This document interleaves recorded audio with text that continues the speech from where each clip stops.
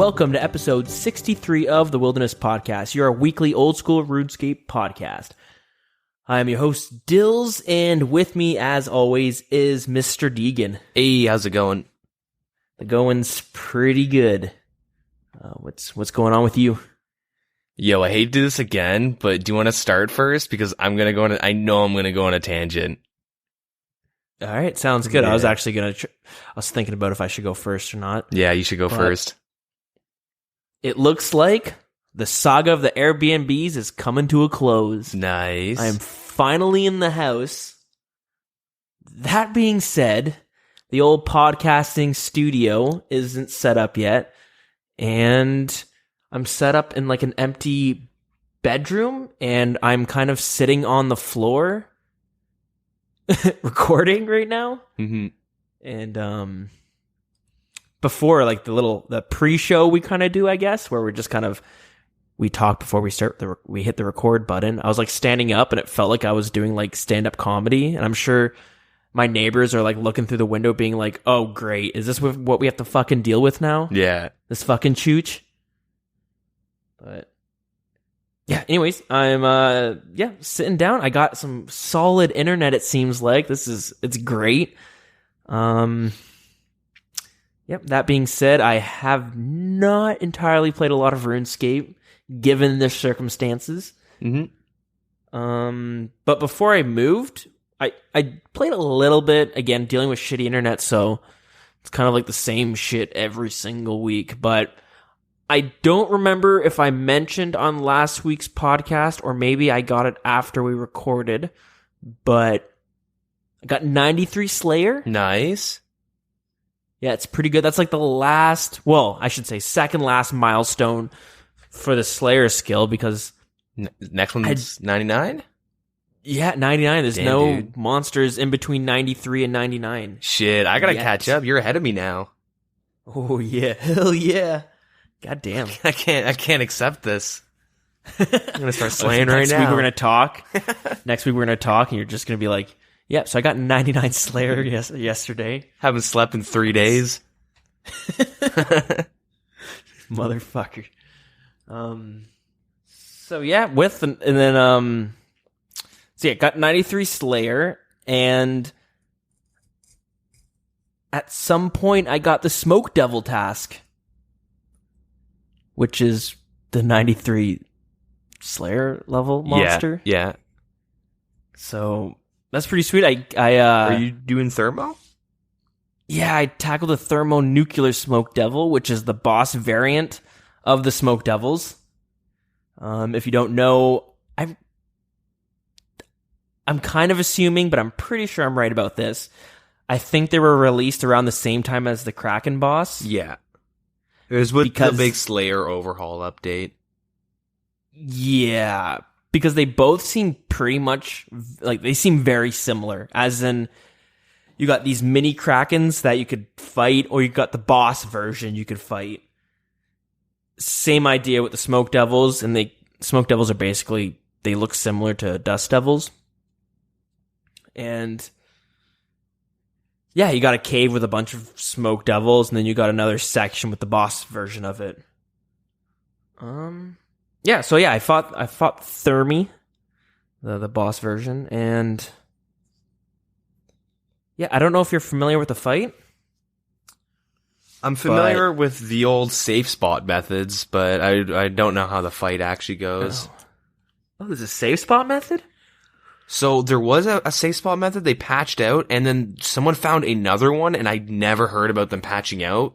But you have to like hit it with a longbow or some shit, and like lure it around to a certain part of the wall, and it's too much of a pain to actually do it, because you have to do it on every kill. Yeah, I don't think you can do that anymore. At least I was looking up a couple ways of killing it, and that was not one of the methods mentioned.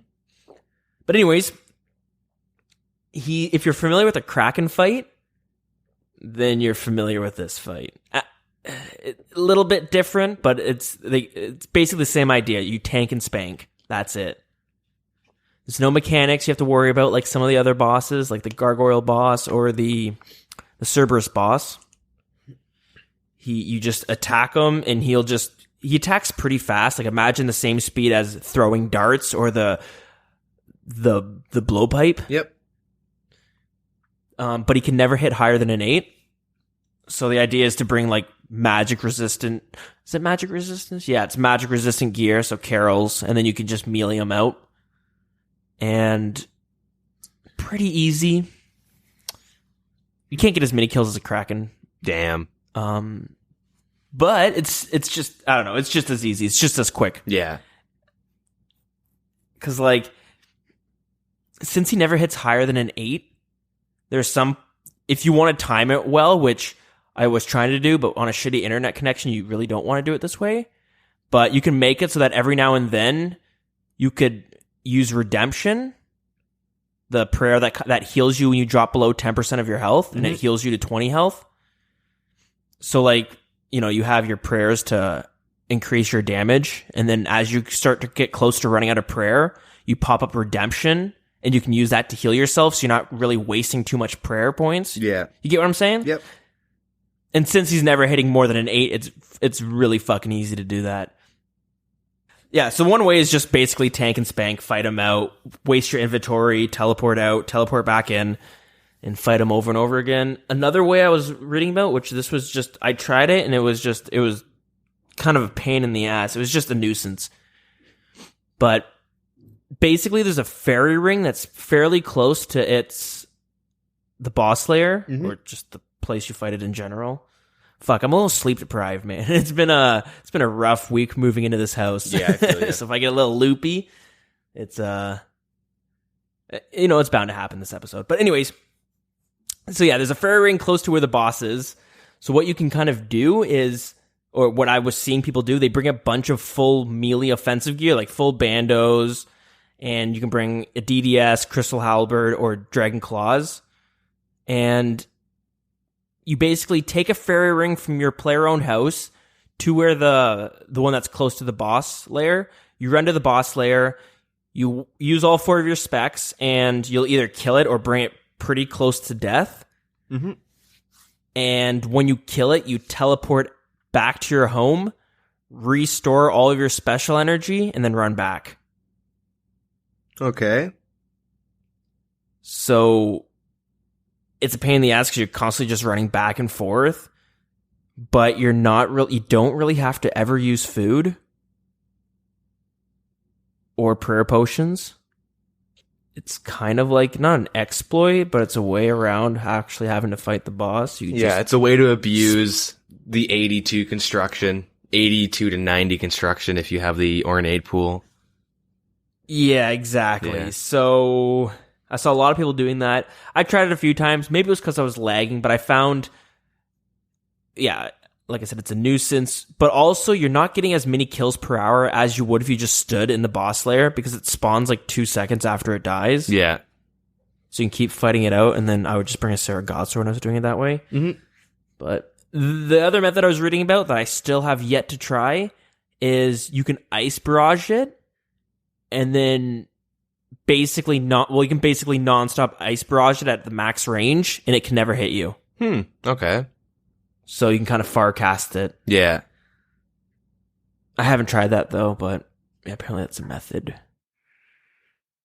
And yeah, it's good money. It's really, really good money. And yeah, it's on par with the fucking Kraken boss. Like, it drops the smoke battles, not the smoke battles. Yeah, no, sorry. It drops the smoke battle staff. Yep. Which is like 2.1 mil? Yeah, it's like 2.1 mil. Mm-hmm. It's the staff that covers both fire and air runes. Yeah. Really nice for splashing. Yeah. And it also drops the occult necklace, which increases your magic damage. I think those are the 2 uniques it drops. Yeah. Yes. Yeah, so that's about it. Pretty good money, though. I got a dragon chain body from it. Nice. Which is a 1 in 3,000 drop, I think. It's the same drop rate as the pet, so it's fucking nutty. Yeah, that's pretty nice. What kill count? Not much. Like maybe 150? Damn, nice. Mm-hmm. So it worked out pretty good. That's basically it for my RuneScape week, but it's interesting to see the Smoke Devil boss, same with the Kraken boss.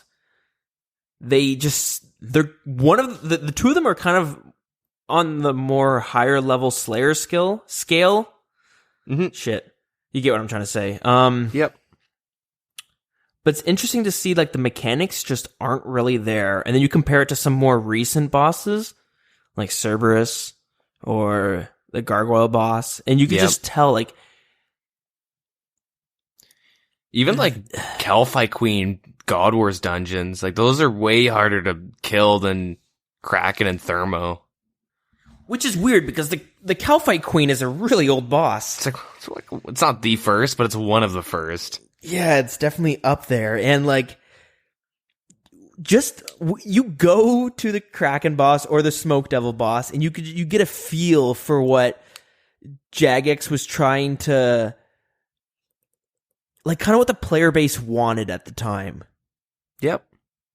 Which was lots of money done easily. You know what I mean? It came out around probably the same time as Neve's Cave, which made Slayer super easy to do. It's, one cave that you could just go to, had every single monster on it, and the Slayer master was right outside of the cave. Yeah. And there's a bank right outside of the cave. So you literally is your one-stop shop for everything Slayer. And like, Slayer Ring teleports you right there. Yeah, which if you needed it. But yeah, it's just funny to see like the era of Easy Scape. I don't know. Yeah, Easy Scape, but also how things just kind of have changed since then. We're like, oh yeah. A lot of players wanted to bypass the early levels and just get a high Slayer as fast as possible. So Jagex kind of, nudged them in that direction. And now you look at it, and I'm sure a lot of them are kind of just like, all right, I'm done all the hard levels. Let's make Slayer a harder skill to do. Probably a little bit of that, but in general, I think a lot of it's just like, all right, I can't keep going to Neve's Cave for the fucking my RuneScape career. Let's make this an actual game instead of like a...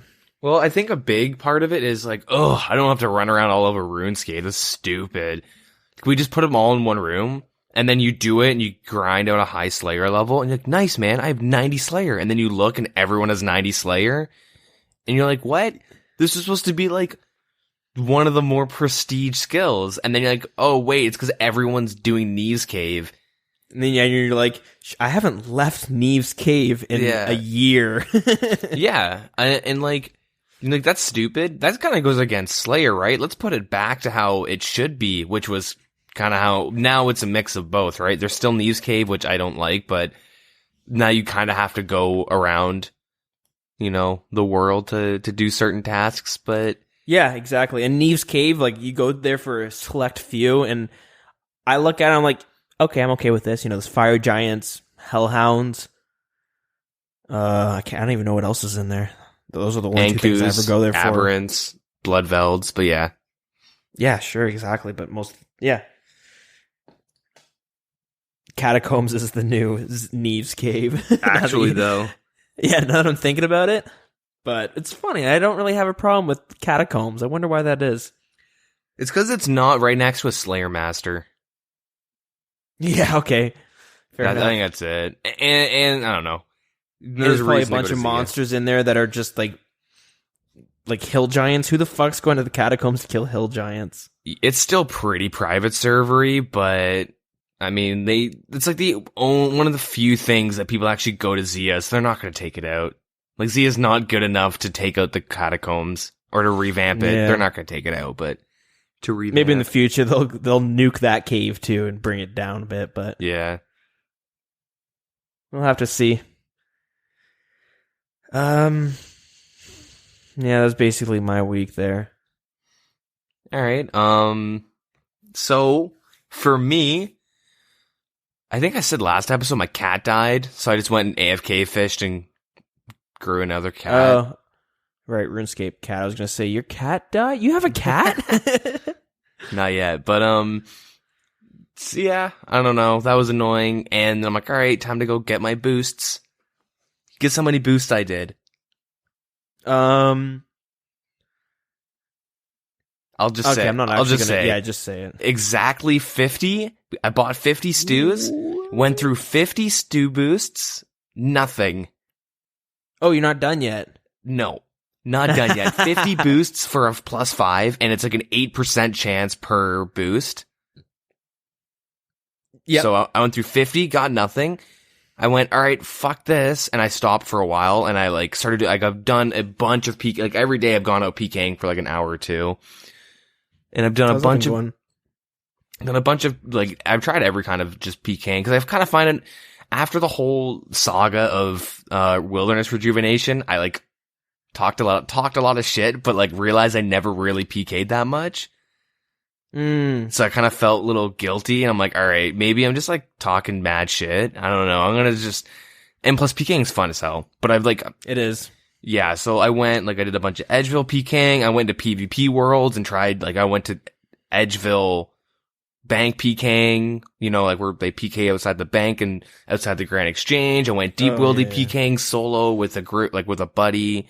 I did Rev PKing solo and with a buddy. Just a PKing in the duel arena. No, I actually, that's one of the reasons why I started doing a lot of PKing, is because I get bored and I'm looking at my cash stack going, should just take like 10 mil and go stake. And I'm like, nah. So like, instead of staking, I just go PK. I went to PvP worlds and tried, like, I went to certain bosses. I went to Dagginoth Kings, trying to find people killing the bosses and see if I could go kill them. I went to God Wars dungeon. I went everywhere, and the only action you can get is like East Dragons and East Dragons in the wilderness? Yeah, and Rev Caves, and if you boring. And if you camp the lava maze spot, but you just get jumped by a team. And it's funny because I think I died once this whole week out of like probably like 15 to 20 hours of PKing. Like I've done like you know, I have nothing to do.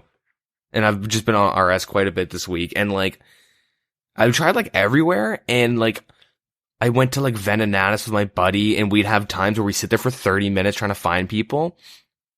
And you just can't find anyone until you go to Revs.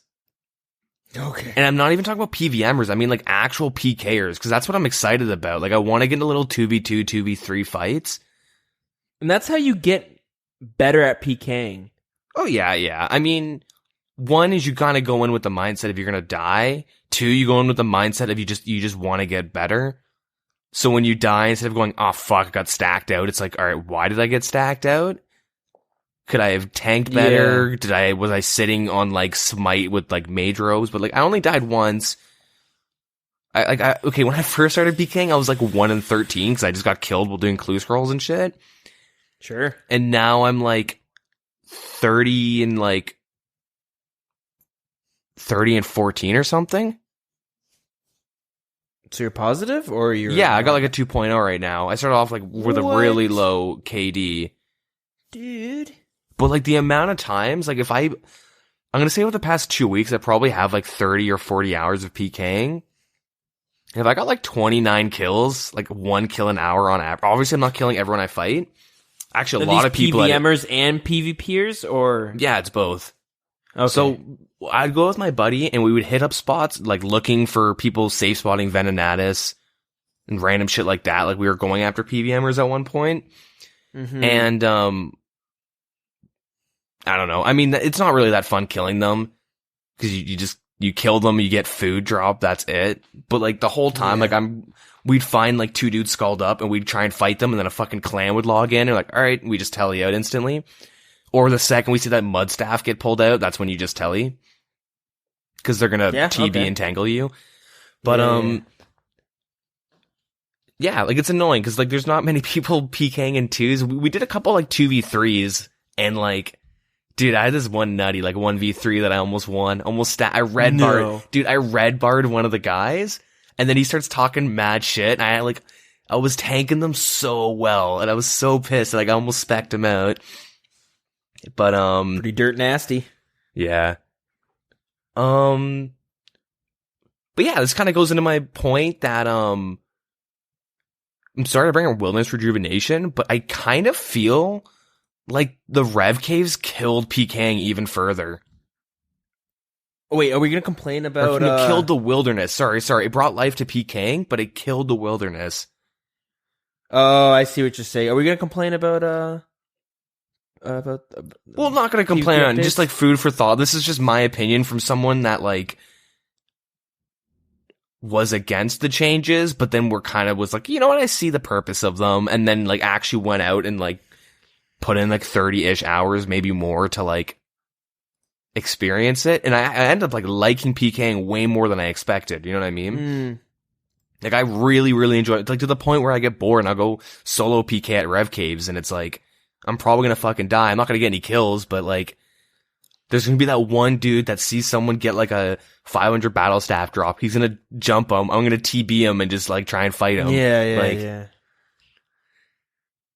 But so like from I don't, because I didn't PK that much before the changes, but like you could find like PVMers pretty easily, like if you just go camp bosses and just world hop. Generally, sure. And if it was more than 2 people, you could eat, because like for me and my buddy would start from like top to bottom, and we have like 80 give or take worlds to scan through, maybe like 75 worlds to scan through, and then with the auto log, when you log too fast, I hate that. That would like, we literally lost like 4 kills because like, okay, I'm coming, like I'd be TBing and I get auto logged because I'm just hopping too fast, and then you gotta wait a fucking minute before you can log in. You've been logging in and out too many times, so you're like, fucking, if this is an engine work problem, fix it, because like, you know how annoying it is to go to the Kraken boss and every world's filled. On top of that, it takes you like an hour to go through them all because of the fucking logout timer. A lot of it is just to prevent brute forcing. Like brute forcing a password, log in 30 times in a second, pretty much. Yeah. But, yeah, it's really annoying. So it takes us like a while to find someone. And even then, it's like, half the time you kill a PVMer, you're doing it and it's fun because you know you're being a dick. Like, I'm gonna be honest, like, we'd kill, like, a dude safe spotting Venenatus, we'd get a glory, and we'd, like, make jokes on how we're gonna split it and stuff like that. Yeah, fair enough. You know what I mean? Like, we didn't care about killing the guy, it was more of, like, this is funny because we're being complete assholes and we bitch about this ourselves. That's the fun part. On top of that, just some people, like, they're just not, like, you and I both have perfect examples. I know it's not a boss, but, like, or somebody fighting a boss, but perfect examples where we just decide to kill someone on a whim, and they had like 3 mil worth of items on them for no reason. Yeah. And you're just like, all right, I'm killing every single person I see. Yeah. And then I get killed in the wilderness, and I'm like, you know, fair enough. Like, I'm doing clue scrolling, like, fair enough, you know. I might have accidentally brought 200 tabs of a certain teleport. People do that. Yeah, but people that like are just like out of it, they're just not paying attention or something. You and I've never have accidentally examples. like tallied with my cash stack. I'm always like super careful with what I have on me before I go into the wilderness. Yeah, me too. But like I said, you and I both have examples, as well as I've killed someone doing charging orbs, and I've killed someone rune crafting before who were bringing like 2,000 cosmics with them, or they were rune crafting nature runes and they had like 800 nature runes on them. Like they were just like, watch, you know, they're counting their nature runes that they were rune crafting. You're like, man, you're a fucking goof. Yep. Yeah, the whole point of the wilderness, big vast area, talk about it all the time, and then you can bump into people and like, are they going to attack me? Am I going to attack them? Kind of like showdown that happens while you guys are going to your logout button. Like that's the whole fun of it, right? Is that like this whole area you can get PK'd, but like now, like I go out looking for PKers and all you find are clans. Ooh, yeah. You don't find, I found like solo dudes at the like the lava maze and shit. Like, oh nice. And you say like, all right, good luck. And then like, I'm not supposed to say good luck, but I'm potting up and like, all right, getting ready for the fight. And then like 6 dudes. You want to have a 1v1? Well, like, I'll see, like I teleport in, see a dude scald, I start potting up, I'll type in good luck, put up my smite. You know, usually I'll switch to whatever he's gonna attack me with. Like, hit him with the barrage or something and start going in. And as I'm doing that, I just see like 6 dudes log in next to him. and then you like right click and they're all like really fucking weird 11001111 AAAABBB, you know what I mean? Like clan names, and you're just like, I just put a question mark and just like, really, you need a team for me? Like, okay, and then I just run away. I just go to fucking KBD and teleport instantly and don't die. It's like, but then, dude, like the second, like out of, like I'm gonna say like 80% of my kills were around the Rev caves. Maybe that's a bit more of an exaggeration, but like time-wise, I spent minimal time at the Rev caves, and like the amount of times I'd bump into people's skull that are willing to fight me. And I mean, okay, lots of times clans did log in, but sometimes it's just a dude, like, that guy got a good drop, so I tried killing him. I don't want to tell you out at this point. Fuck it, I'll just tell you out quickly. Like, when someone comes in. And, like, yeah, you could just find way more action and, like, way more little scraps of, like, 2v2, like, you know, 2v3 things where, like, you know, they're kind of ganging up on you. But, like, you go out and anywhere else, and it's, like, it's fucking hard. And I think this will just lead to like PKers saying, look, we really needed, like, we need more wilderness rejuvenation updates. Look, but it's like, the first one with the bosses, okay, you know what? I'll let it slide because like it's, as a person new to like deep wildy PKing and all that stuff, like you don't know where to go. So you just say, fuck it. I got killed at Callisto a lot and Venonata, so I'm just gonna go over there and try it out. Okay, I tell you at Lab Maze get attacked a bunch. I guess I'll go over there. You know what I mean? That's kind of how you like figure out where to start, and then you kind of like go to like where other PKers are logging in. That's what I was trying to do. Okay, PKers like logging in at near this safe spot on this hill to like render in a couple steps and see if someone's there. Like you kind of like metagame quite a bit if you're looking for people. So you think the revs hurt the wilderness because mostly everyone, like all the PKers, are just going to rev caves now? Yeah, I think it hurts like the wilderness, but it helps PKing. Yeah. So like all the PKers complaining that the wilderness is dead, it's that like the issue isn't that the wilderness is dead, it's that they aren't killing defenseless noobs enough. It's the Neves cave for PvPers. It's literally, dude, it's literally the Neves cave for PvPing. Your one-stop shop. And like clans, yeah, it's single like, fights, PVM fights. Yeah, I guess I could see what you're saying. I mean, single fights is really sketchy because sometimes there'll be buddies hanging out. Like I had it where I was fighting a dude and his buddy just fucking TB'd me and I'm like, ah, oh, god damn it. So I just like barraged them both and I just had to run up through the dragons and take the agility shortcut that they couldn't follow me through and I just had to peace out. But like, yeah, like, I don't know. I feel like if you don't want to go to edge, which I tried a lot of edge fighting, but like, I think a big issue is I'm combat level 123. So a lot of people I did bump into the wilderness are like 60 to like 80. And like at revs, the lowest I can fight is like a 93 or some shit like that. Yeah, okay. So it varies like between like 90 to 93 depending on where I'm standing in the rev caves, but 93 to be safe because they're going to run south to Telly. So like maybe I just have to make like a max account Zerker. And then, like, I'll be like, oh yeah, cause like, I would go to like dragons to try and find bots to kill them. And, actually every time I tried fighting bots, some fucker, this happened like 3 different times, some random dude comes out of nowhere and just tries to rush and like spec me out. I went to Easter egg, some dude declaw rushed me, and then he just tellied, and I'm like, alright. Another dude just started attacking me at that same spot and just declaw spec'd me, and I'm like, oh, okay. And then he just like ran off because I had him TB'd. And then another person, AGS, barrage stacked me and left me with 3 HP and I just tellied out. Oh boy. Yeah, like, so I can't even kill bots because fucking dudes come out of nowhere and just rush me. And it's like, I can't even find those guys. You know what I mean? Yeah.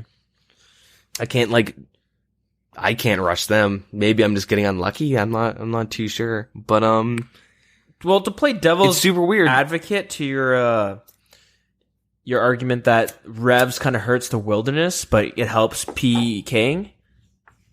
It could be because it still is pretty new update, so like that's what a lot of people are kind of checking out, or it's the new hot spot in the wilderness, and yeah, so it's just a lot of activity going on there, whether it's a PVM, a PKer, a small group, or a clan of PKers. But at the same time, like, as you're saying that, I agree to an extent, but at the same time, I'm sitting there being like, well, fuck, now I can go kill lava dragons because I'm not going to have to worry as much. But even though I'm still going to have to worry, but I'm pretty sure there's a few times after the Revs Caves update came out that I was killing lava dragons, and I was able to kind of do it at ease. I didn't have to worry too much. Maybe Callisto will have less PKers, which might cause, over time, people might be like, wait a minute, there's a lot more PVMers going to these other places now because they feel more safe. Well, okay, to put it in perspective, if you have like the most efficient setup for Zulrah, as of right now, you get a little bit over 2 mil an hour. Yep. If you're getting multiple kills per trip, you got a house, you have fairy ring, agility shortcut, you have all that stuff. It used to be like about 5 mil with like the most efficient setup. Yeah. And then they nerfed it pretty hard down, which it well deserved. I'm not complaining about that. And it's still good money. Yeah, and then it's Zulrah, so like to get that 2 mil an hour like consistently, you need like high stats. Like, I'm not saying you need Vengeance, but Vengeance is a huge plus. You need like the Suffering, the Ornate pool with the Fairy Ring, and then the Agility shortcut, like all this stuff to like get, good money out of it. While getting a lot of kills per trip. And then Rev Caves is about 2 mil an hour if you're not getting PK'd and you can efficiently grind there, which obviously you're gonna get fucking PK'd a lot. Like, you're not gonna get 2 mil. Unless you're doing it on off times and you're at like an obscure level that like that's not even a thing. Like, you're gonna get like, you're not gonna make 2 mil an hour at Revs consistently over the course of 10 hours.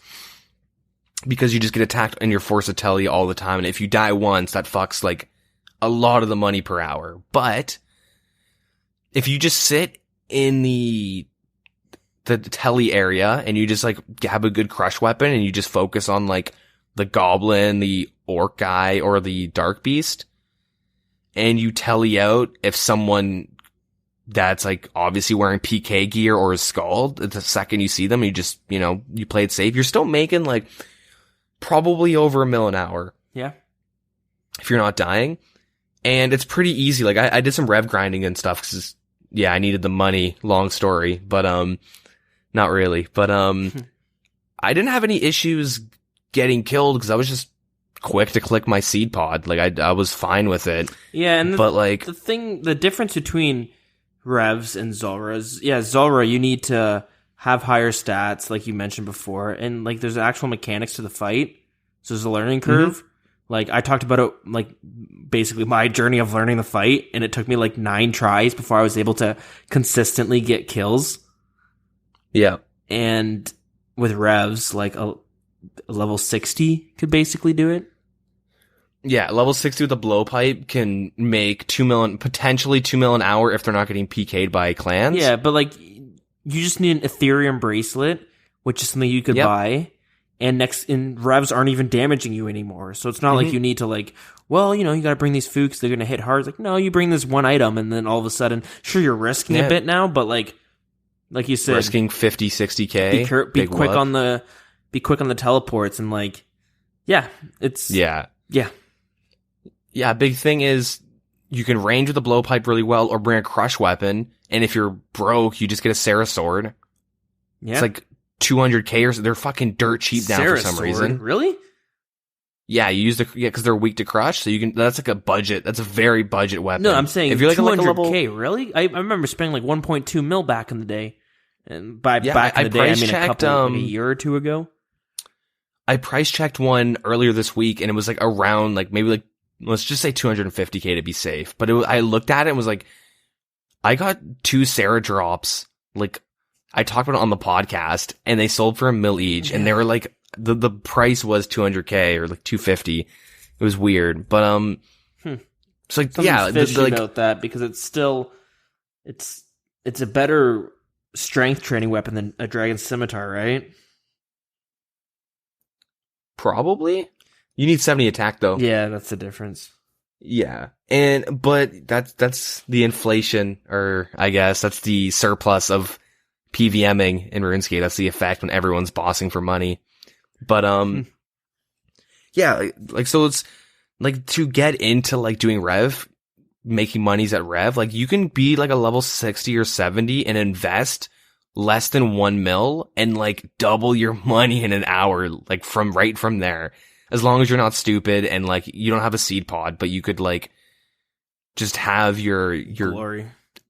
Your equipped menu open already and just get ready to right click anything on the glory. Yeah. Like, you don't have to go to Edge. Just fucking go to Karamja if you need to and walk. Who cares? Times misclicking Karamja would be okay.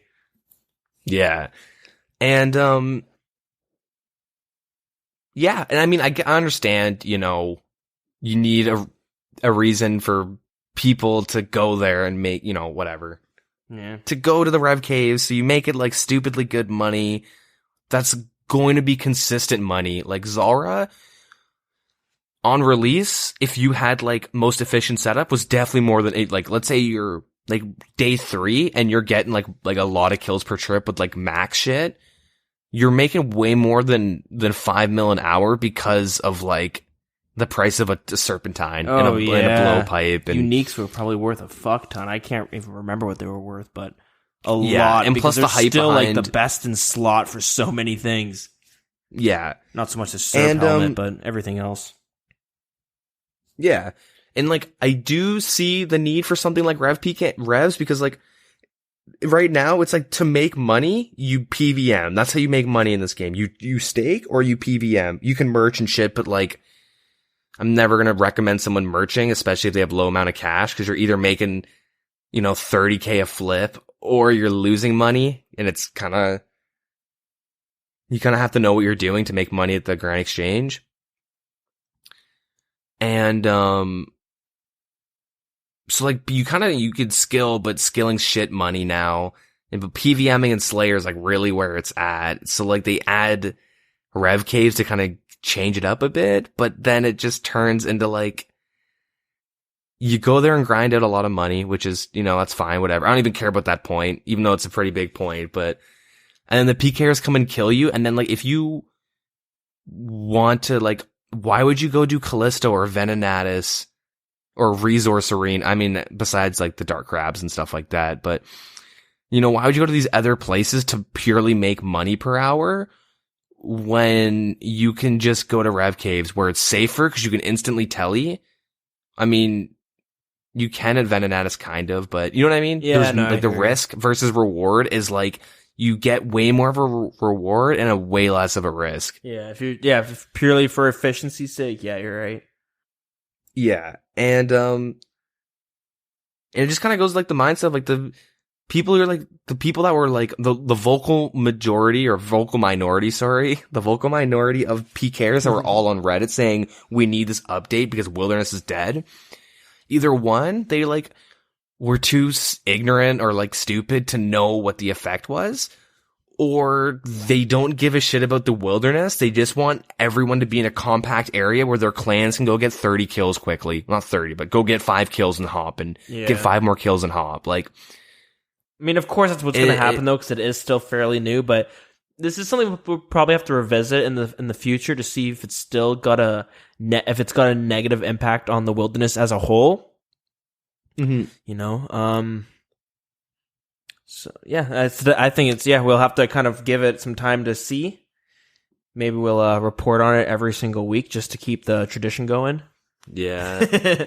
We'll wait until like someone bitches on Reddit on how the Rev Caves it just ruins the Wilderness, and then we'll like, okay, hey guys, episode 63, and just make the exact same joke. But yeah, I don't know. It's kind of cheese meat. Like, dude, I thought I was a genius. You want to hear how smart I was? And I tried this so much. So I was thinking, all right, like I want to try peeking at really random spots and like record it, and then if it works out, I can like post it on like Reddit and then on our YouTube channel and be like, come check out the podcast. So this is what my idea was, and it didn't work, so I'm fine with talking about it. So Monkey Madness 2 bursting is so full all the time. Every world is fucking packed if you're going at prime time. And so I assumed, man, there's got to be someone that is trained in a PvP world, because who the fuck would burst in a PvP world? Who would?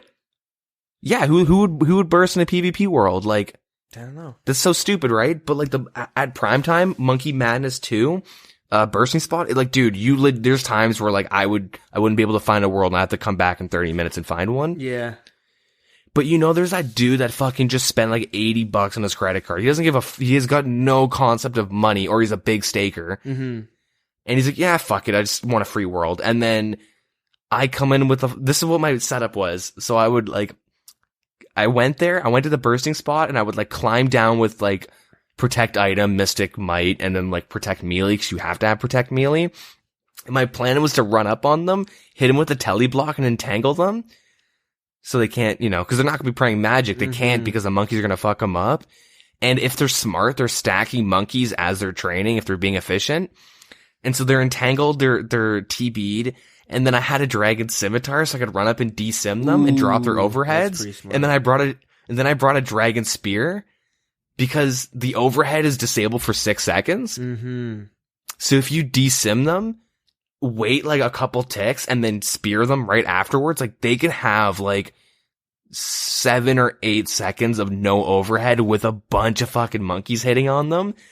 And then you pull out your ballista, like I'd bust out my ballista and then kill them. And then like you could have a fucking dumb, because dude, like when I was doing bursting, I was bringing like 25k bursts at a time. And I mean, I checked every world like 8 times over the course of like a day or 2 days in prime time. I would just go there and check it out. Mm-hmm. And I would like camp it for like an hour, just like log out for 10 or so minutes, do something else, come back and check all the worlds. Nobody does it, which is sad. I would have been so happy to get like a beefy PK, but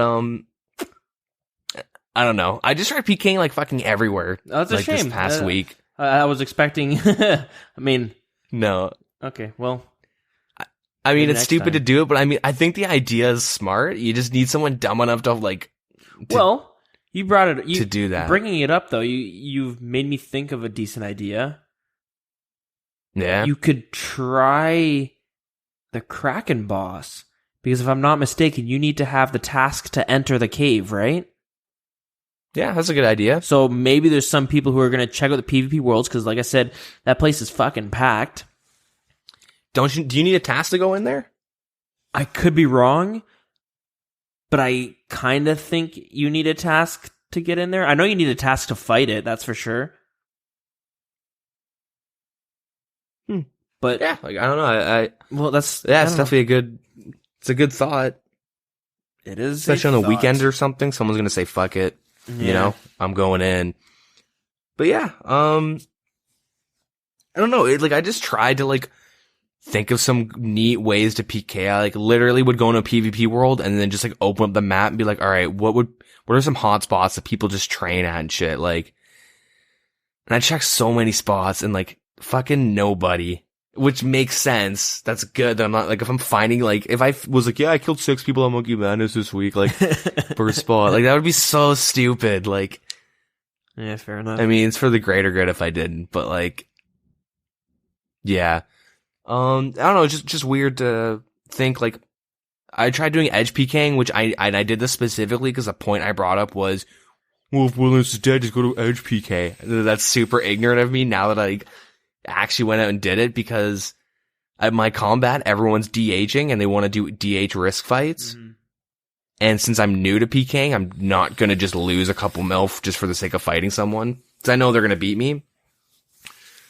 Or you get rushed by someone, or there's a dude fucking 3-4 iteming, 80 mil worth of shit, so you're not gonna get anything. And then he's like, I'm not sculling bullets 1v1. And you're like, you're gonna fucking beat me. You have like a torture, prims, dragon claws, a fucking, Kraken whip. Yeah. And then like, yeah, I don't know. I did the Edge Worlds at Grand Exchange, and it's just kind of like, I want to do like the tribrid fights, right? Yeah. And it's really hard to set them up, especially as a new player. It's hard to be like, all right, like, you gotta practice. No, I mean, like, it's hard to find somebody as a new player. I bet you if you're really experienced, you go, oh, like, Deagin, you idiot, just go to this world and stand here, do jig 3 times, and you're gonna find someone. Like, there's probably some weird way to like set up fights, but yeah. Yeah, I don't know. That's kind of my tangent. I went, unrelated to PKing. I did a duo bandos trip with my buddy. Oh yeah, how'd that go? We got like 28 kills that trip, which is like pretty good for us. Nice. Yeah, didn't get anything though. Made like 300k. Yeah, you cashed on your RNG early on in your RuneScape career. Yeah, but now I'm just gonna getting dicked. Yeah. Out of all the bossing and shit, but the stews alone. I was gonna say, yeah. So I was gonna mention I did 50 stews, said fuck it, I spent a bunch of money buying full bandos, and I bought like a bunch of random gear for PVMing. And I had like 3 mil left. Spent like 1.5 of that getting 83 construction. Oh, nice. Get that 4 boost. Yeah, and then I did 12 more boosts on top of that, and still haven't gotten shit. Okay, 62. That's not bad. Let's try to hit That's pretty fucking bad. Out of an 8% chance to hit a 5? Dude, 62? And we're on episode 62? Oh, I think it's true. meant to be. It's cursed. Let me just double check the stew RNG. Because I'm pretty sure it's 8% to get a 5 and a 4. Yeah, so it's 8% to get a 5 plus, 8% to get a 4 plus. I don't even want to know what the chances. I don't know like how unlucky I am, but I know that's pretty unlucky. Yeah. Yeah, that's. I thought I was unlucky, and I was never that bad. Like by 10, you know, by 12 you should have it, or like by 13, I don't know. All I know is I gotta go to the GE and buy 100 more. That's all I know. Maybe one day. It's probably, I don't know. Well, obviously, if I keep doing it, I'll get it. But it's just fucking annoying how much time I've spent. Anyways, let's move on to the news, though. Whoa, the news.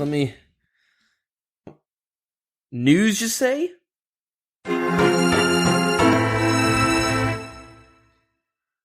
All right, so take it away. I don't have any of it up in front of me because, like I said, I'm fucking sitting on the floor. This is so uncomfortable. Like, if you saw me right now, I'm like constantly standing up, doing not actually doing squats, but it looks like I'm doing squats, stretching out my legs.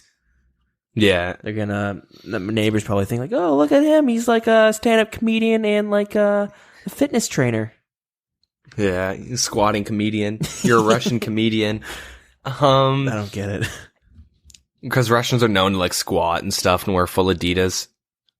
Wait, like squat as in like the like exercise squatting or like some type no, of like EDM where they're kind of dancing? like squatting, where they're just kind of like sitting, but they're not on the ground. Like they're like standing on their feet, but they're squatting. No, I picture it now. Yeah, that's good. But anyways, so Russians have nothing to do with the news. Don't worry, not yet, at least. Russian server? Oh, no Russian servers. No, not yet. One day. Yeah, so this week, we have the Corsair Curse and the Wilderness Chaos Altar. We talked about this before in the Wilderness Rejuvenation. Wilderness Rejuvenation 3.0. Yeah, they didn't release the whole thing in one go, and I'm assuming it's to give more longevity to the updates. But yeah, anyway, so Corsair Curse, we talked about this, I want to say like around September, maybe. Like a long time ago. The Corsair Curse is the free-to-play quest, I believe. It's a new area that is south of Feldip Hills or something like that. Yeah. I believe that's the right thing I'm calling it. But yeah, anyways, it's a free-to-play area that gives new mobs to grind for free-to-play guys, which is nice. Nice. And, yeah, so there's a quest that goes along with it. I won't go too far into the lore and stuff, but you need 35 magic and you can't be afraid of 82 ogres. Ooh, you can start this quest.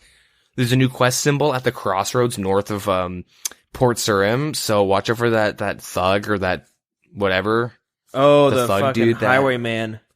Yeah. Look out. He's just south of where he is. I remember grinding that guy in free to play to get the cape. Yep. And also, like, hoping he would drop the mask. Because you'd see the odd person wearing that mask, and you're like, how'd you get that? Oh, I know how. You kill the guy that's wearing it. It's more like, psych, get it from a clue scroll. Yeah. But, yeah. So, this quest or the Corsair Cove, which you unlock through the Corsair Curse, is connected to the Myths Guild. So you actually go check out the Myths Guild. You can't go in it, but you can. Yeah, I heard it looks pretty sexy. It outside. looks pretty nice. Yeah, it's pretty cool looking. Yeah, the Cove is pretty dope. I actually, now that I say this, I think you can go there without. I think you can go there without actually doing the quest. Have you done the quest yet? No, but I was there. Ooh, you're missing that quest cape. You worked so hard for that, too. I started it. I haven't finished. Well, I just started for the sake of starting it, so maybe you... Yeah, okay, sorry. So you have to start the quest. Okay. Yeah. But yeah, in there are these new... Yeah, so there's these new ogres. They're called Ogress Warriors and Shamans. Nice. Yeah, so they always drop big bones. So it's high level. It's better than they're better than Moss Giants and stuff for free to play. Whoa. That's sick. They're closer to a bank too. So like when you did Moss Giants and you're in free to play, for all you free to play players out there, if the Hill Giants were too packed, you had Dragon Slayer done, you could go to that island. I forget what the island's called, where you go down and kill Elvarg. You know that special area where you take the boat and do that whole. Yeah, or Candor. There's a bunch of Moss Giants there that you go to kill. Really? If you want to grind, yeah, like you can go there and grind them. I just remember team fighting those Moss Giants, being like, "Oh man, this is like basically a boss level for me, or a boss fight for me." But you'd have like 4 dudes. You were not even friends. You're all just fighting over for the drops. Yeah, good times. But I don't know. It's pretty empty now. I went there on my free to play guy, but I should actually bring them up now that these Ogress are out. But yeah. So at that time before this update, if Hill Giants were like too packed and stuff or not good enough experience, you just go to these Moss Giants. But they're really far from a bank, and it's a fucking pain to get there and all this stuff. And then they come out with Ogress Shamans, which are really good. So they always drop a big bone. So it's you can sell those big bones. It's nice. They're close to a bank too. I think they're like just as close, if not closer than Hill Giants, so keep that in mind. Okay. But their drop table, they drop Iron Steel and Myth Arrows. Okay. They drop Myth Kites. They drop Rune Medium Helms. Whoa. Rune Full Helms. What? That's Rune huge. Battle Axes. That's massive. Oh yeah. So the rune drops are on the rare loot table, so that can go from 128 to 1 in 512, I believe. I think that's the bracket of a rare loot drop, and it doesn't specify in the wiki yet because there's not enough info. So it's safe to say 1 in 512 if you're going to play it very, very safe. But there's also a new item called the Shaman Mask, which, looking on the wiki right now, they go for 600k, and they're very rare, so that could be like a 1 in 3,000. It could be a stupidly hard drop. 1 in 32,000. Fucking dragon. Yeah, pretty much. Full helmet. Yeah, I don't know the exact drop. They're super rare, and they have the exact same bonus as an iron helmet. Yeah, iron purely full helm. cosmetic. Yeah, they look fucking sweet though. Mm-hmm. They kind of look like some sort of beetle skull. Yeah, with the big pincer things on the mouth. They're pretty cool. They drop like every single free to play rune, like Chaos, Cosmic, Nature, Law, Death, and like all the basic ones as well. Mm-hmm. And then like members, they drop like, they can drop Renar seeds, Toadflax seeds, like random seeds. Mm-hmm. But for free to play, they drop all the gems. So, Sapphire to Diamond, all common. So if you're an Iron Man, you can get your gems a lot more easily than you could before. And they drop Limp Words too, and they can drop up to 1k, and they even drop 1 to 3 salmon. 1k gold? Yeah. Okay, I thought 1k limp roots. I'm just like, wow. Mm-mm. They've already oversaturated the amount of limp roots in the game. It's just fucking... Yeah, no, they're not that bad. But it's very rare to get the drop, so it's fair. Yeah. Yeah. They're weak to stab, so keep that in mind. Okay. I think Mage fucks them up too a little bit. I'm not too sure though, to be honest. They're like twice as hard as Moss Giants. Mm-hmm. I mean, yeah, so they're pretty tanky.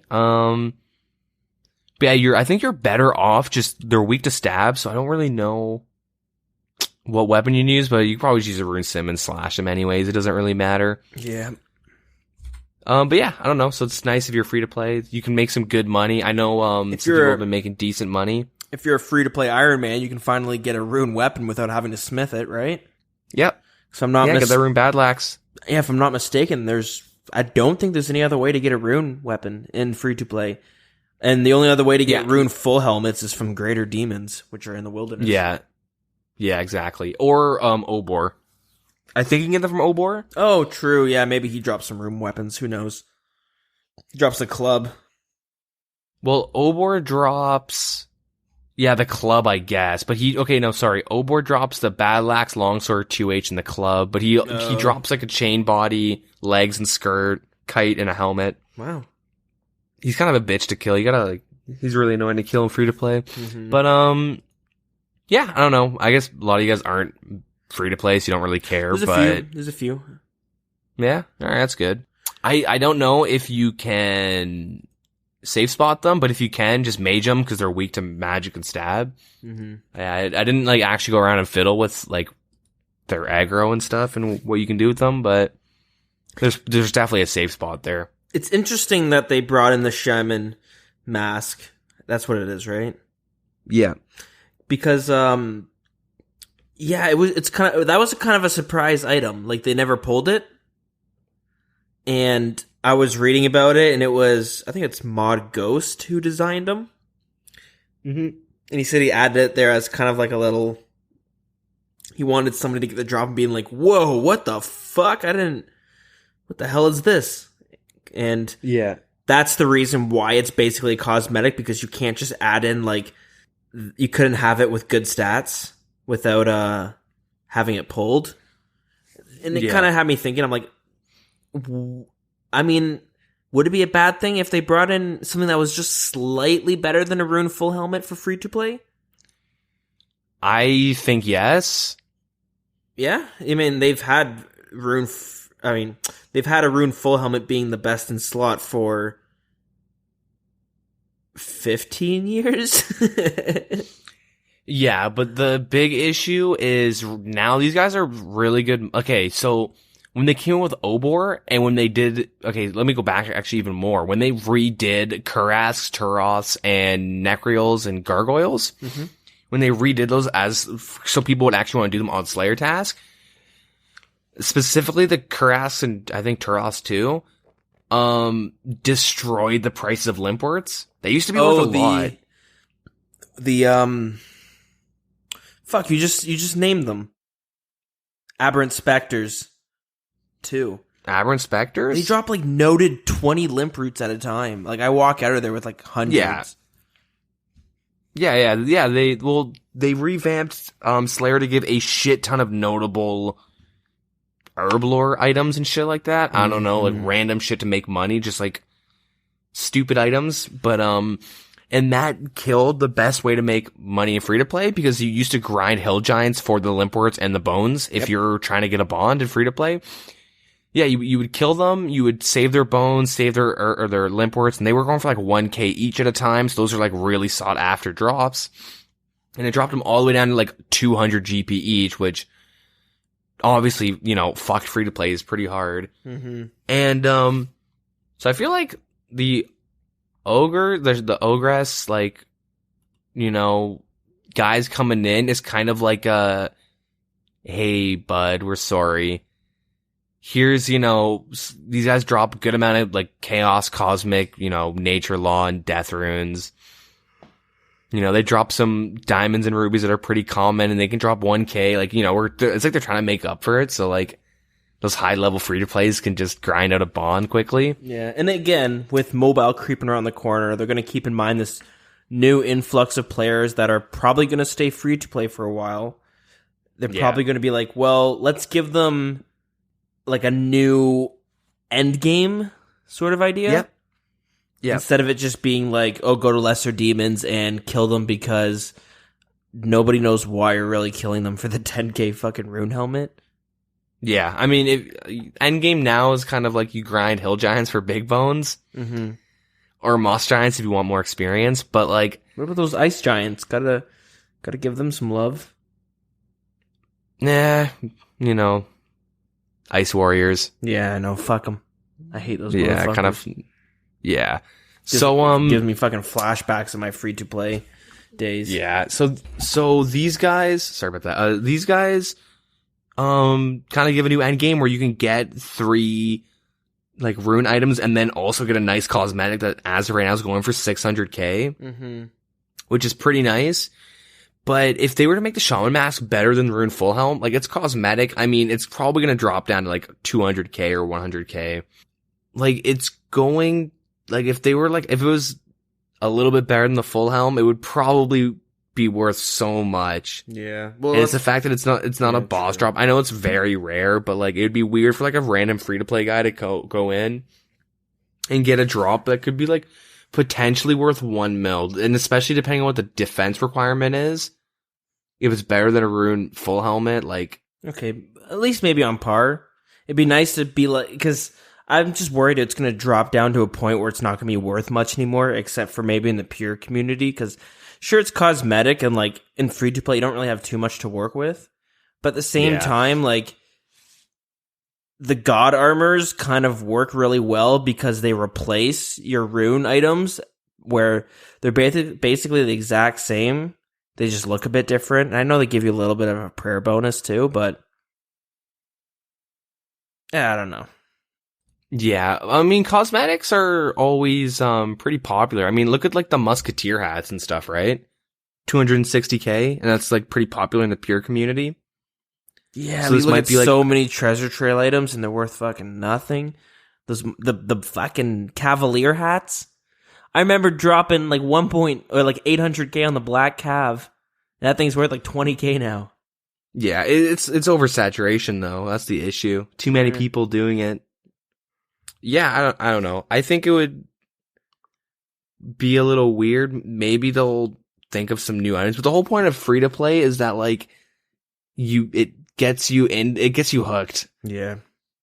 And then you go to members. Yep. And you start paying the Jagex overlords. Yeah. But yeah, I don't know. It's a pretty cool update. I want to get the quest done and fiddle around there for a little bit. I wouldn't be surprised if like there was a demand to add an ogress boss that they add. Yeah.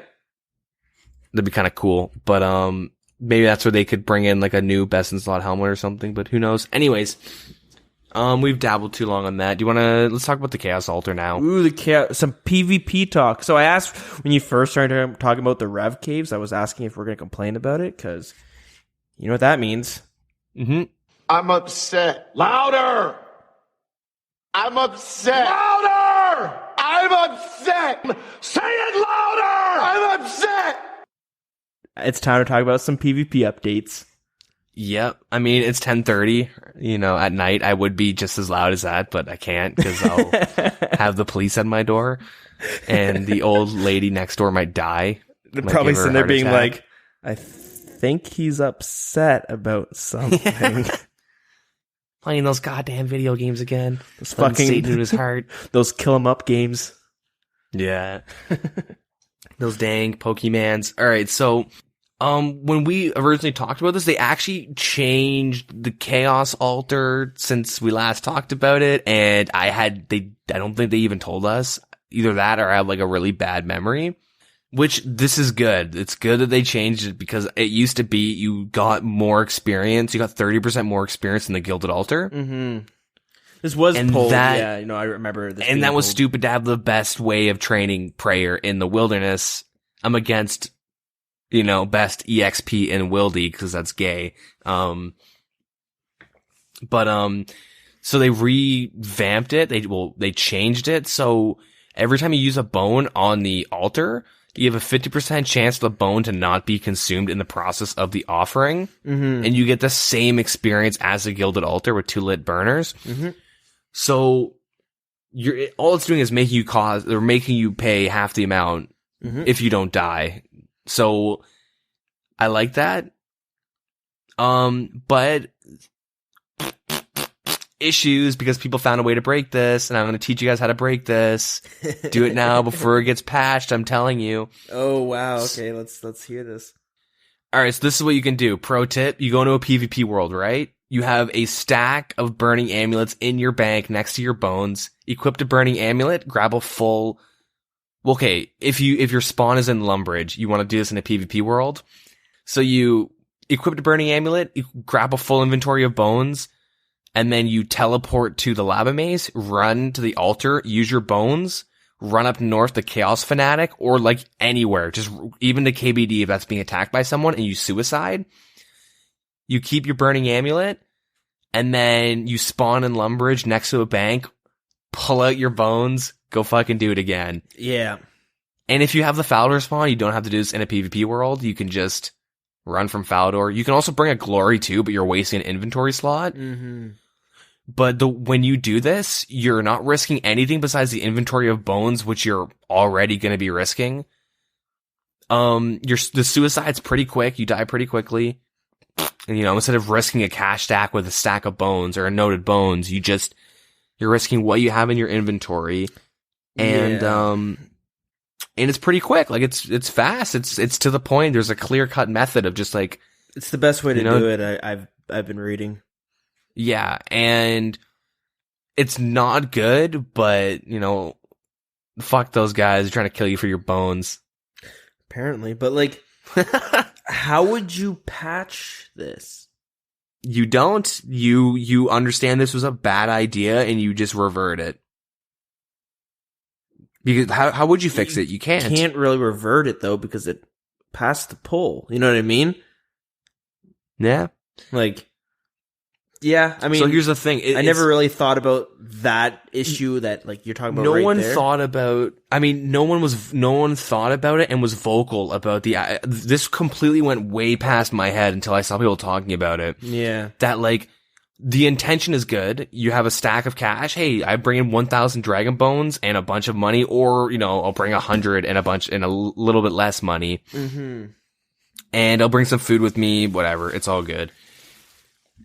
You die. Okay, I deserved it. But now it's like, with this method of suiciding, it is kind of silly. Yeah. Does that make sense? It completely defeats the purpose of this being a potential PKing spot.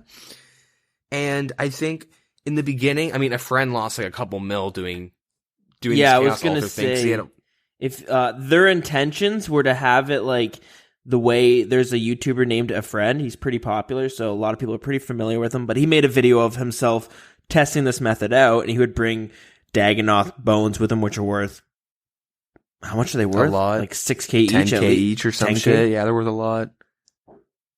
And yeah, he brought a pretty big stack with a nice cash stack, and yeah, he made a video where he actually gets PK'd and loses it, so...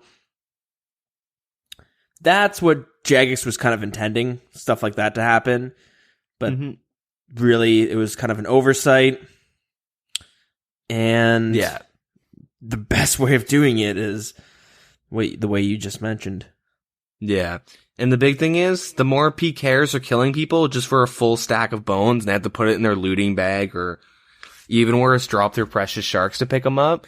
Like, they're gonna be deterred because they're not getting a stack of bones and cash like they were hoping. Yeah. And they're gonna stop going there, and then, like, the whole area is, like, PvE content. That's all it is. It's just half the price. And it sucks, because I do want to sell, like, a bunch of my gear and do this now, because they have to change it. They can't Zara this. They can't wait 3 years or whatever, 2 years to fix it. Like, it's... But yeah, I don't really know how you would fix it. Like I said though, the idea, I like this way. Like, imagine this, but 30% more bonus experience. Oh, that'd be I'd be fucking bad news bears. But yeah, this is kind of, from a money standpoint, like 50%. Like, you're getting, it's not double the experience, but.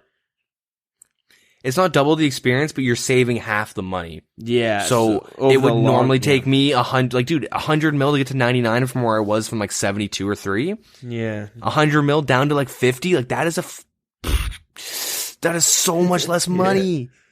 Like, that's so much less money. You know, I could do so much staking with that money and lose it.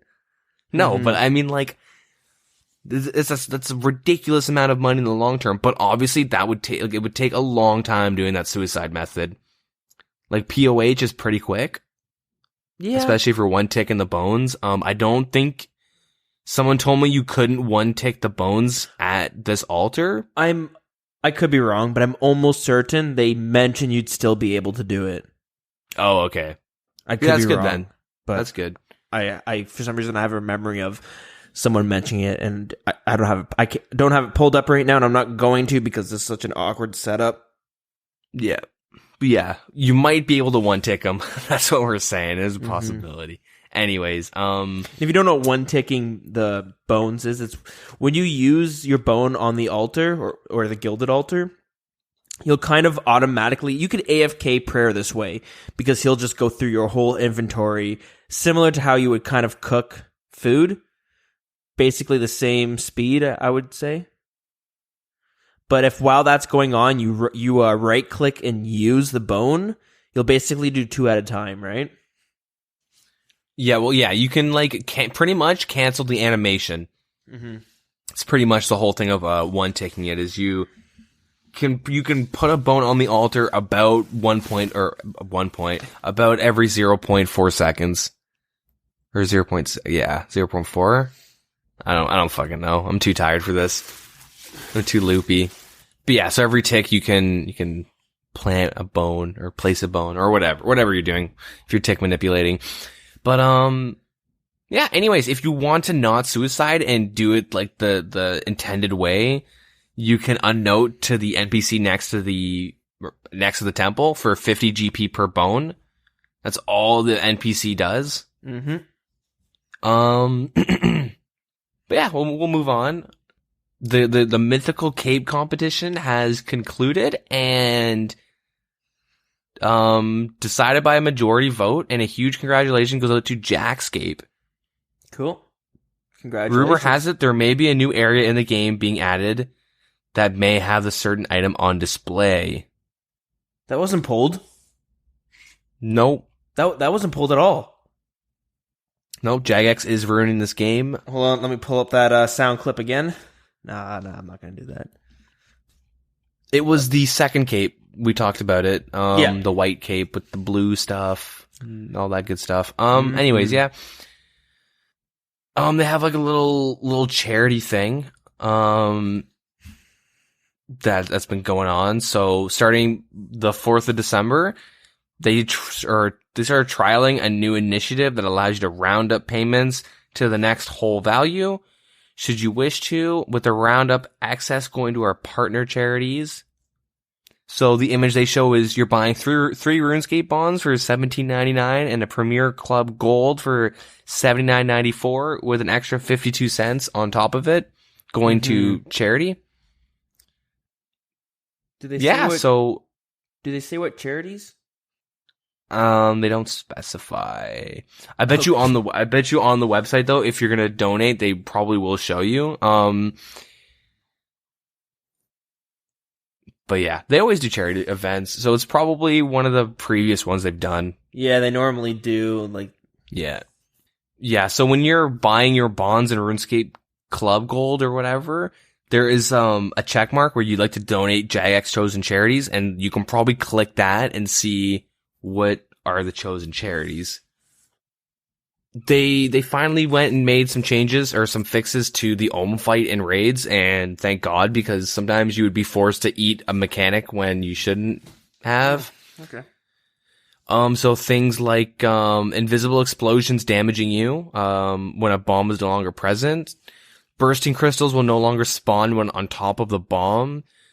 Acid pools will no longer deal damage to the player if the pool is no longer present. Falling crystals now cast a shadow when falling. Yeah,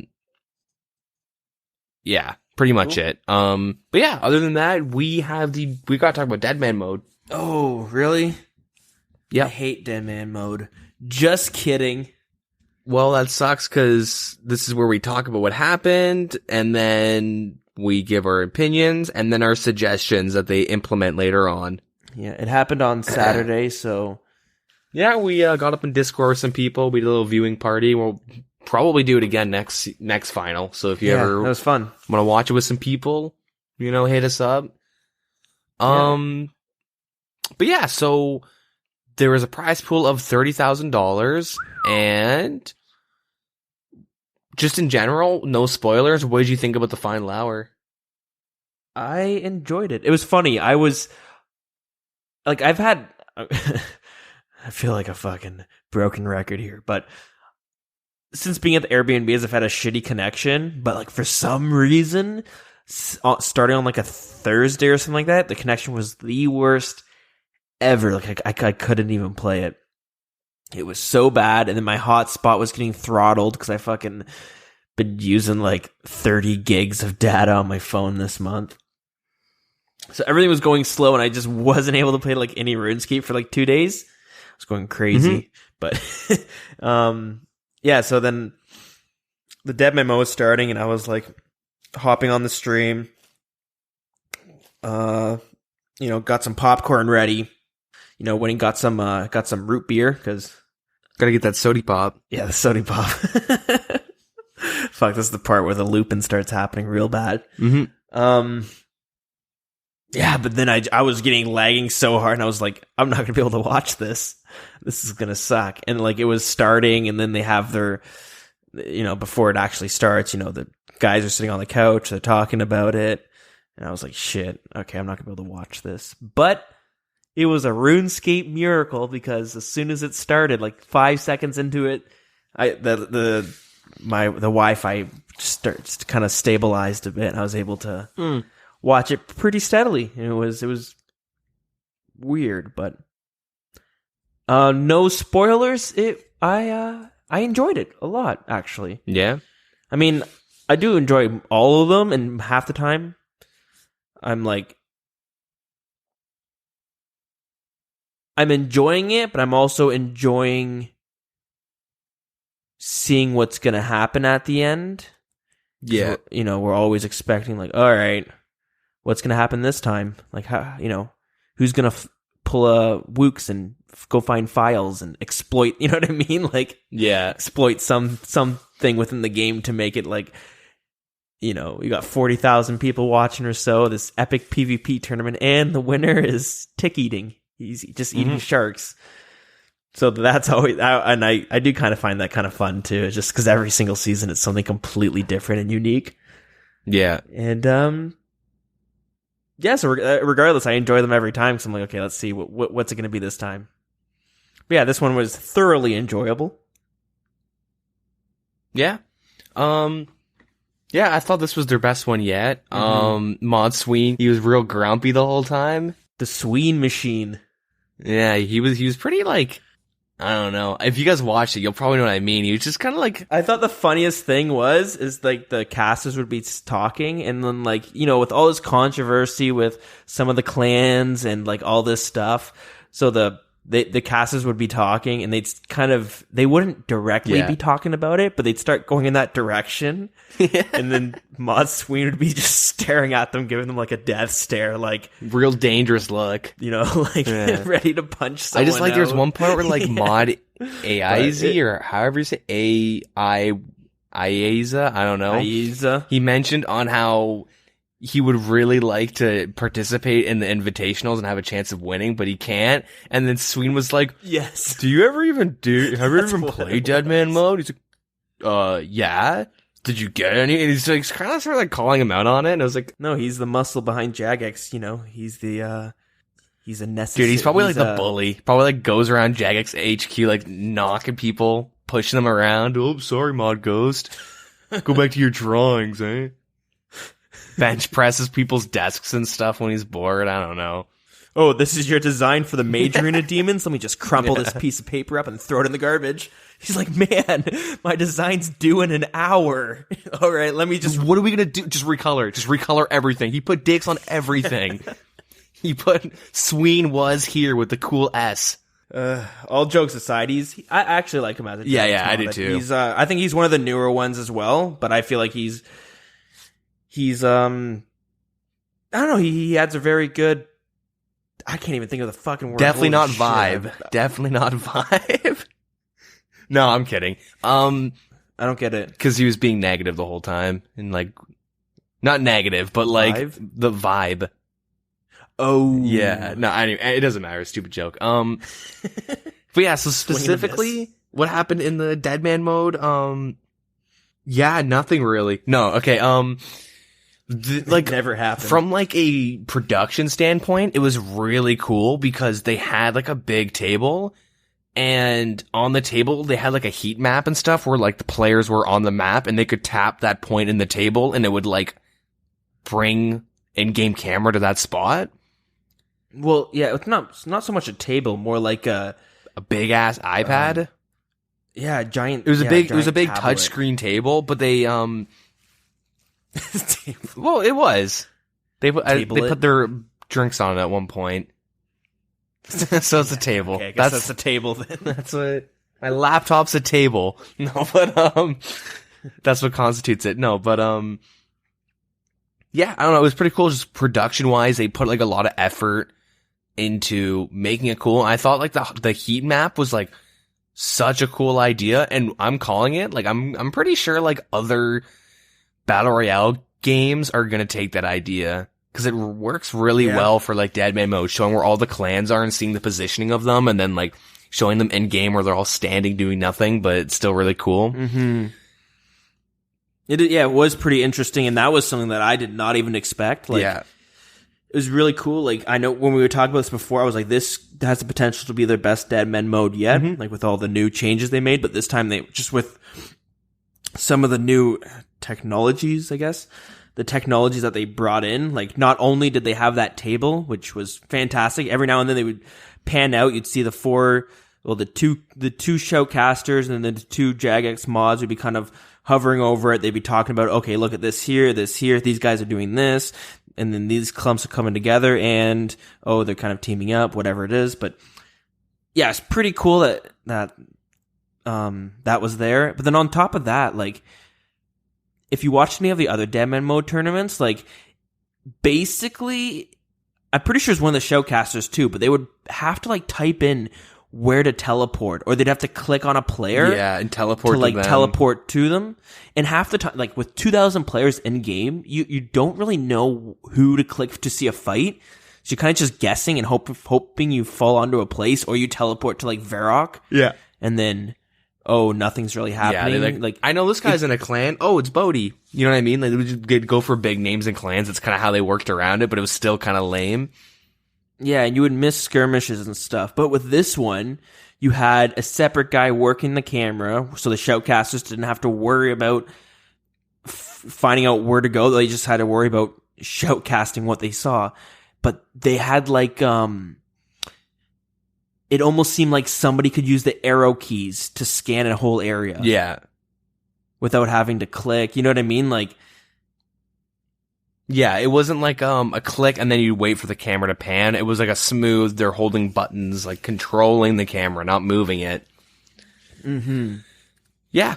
It was pretty cool. So the camera work was even something that was a lot better too. Well, in the beginning. Well, spoilers. Yeah. So as the tournament went on, they did miss a lot of like 1v1 skirmishes, but it's kind of hard to find them. But especially when you got 2,000 players to like, they were just kind of like showing like clan positioning and stuff like that, and just kind of talking and going back to like their first DeadMan mode. I think they had like skill specs and someone else, Ian Pure Spam, but like they like the showcasting in the beginning, like season 1, 2, and 3 and stuff was so bad because they're like, dude, that is so PogChamp Kappa. Oh, my Twitch chat memes. Like, they just constantly were, like, making Twitch chat memes, and it was super unprofessional. Yeah. But, like, this one, it seemed like they're all in suits, and they're being pretty professional about the whole thing, and showcasting, like, was pretty well done. Yeah, everyone there was looking pretty slick. Mm-hmm. They definitely dressed all fancy-dancy. Yeah. And, yeah, you can tell, like, well, we've even just seen the shoutcasters improve over the last couple tournaments, and I know, maybe their first tournament they did together, which was Skidler and Oh, you just said his name. Skill specs? Is that who it is? Oh, Or is Pure Spam? Pure Spam is like doing it now, but I think Skill Specs did one of them in Yeah. the beginning. Yeah, okay. Well, the Shoutcasters, now with Skidler and Pure Spam,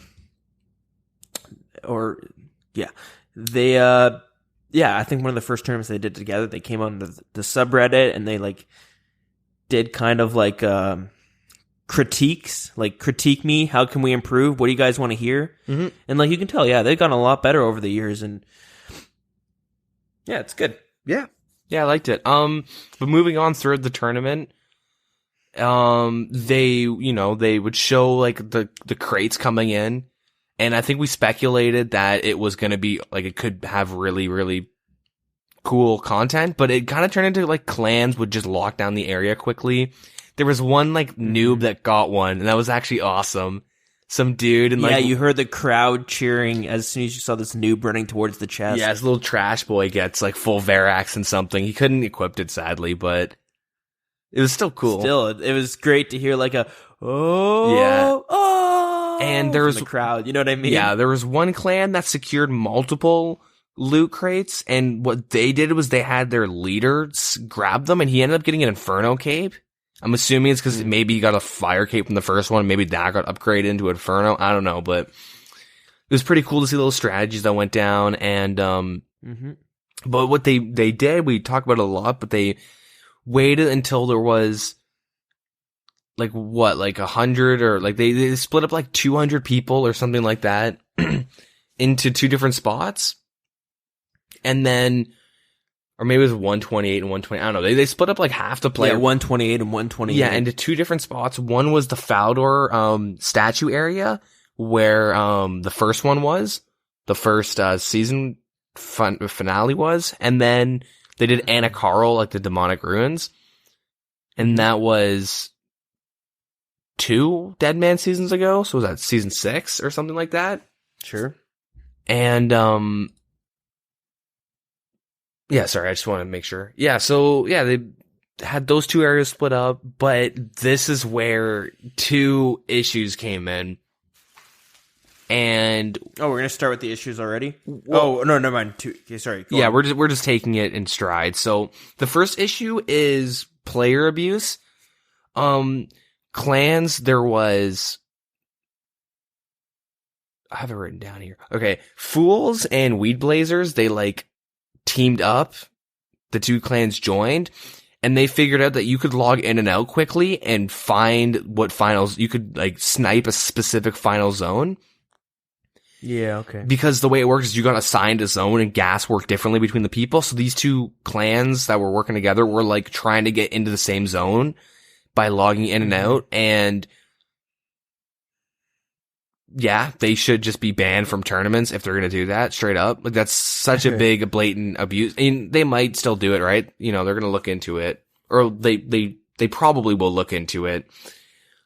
I don't know if they'll straight up ban them, but they're probably, they have their security squad this time that would look at abuse and stuff. But I bet you if one of them won and they went back and looked out, be like, wait a minute, they logged like 4 or 5 times out right before the final areas were, and so set in stone. I always thought if you logged out, you were out, but they probably changed it due to DDoSing.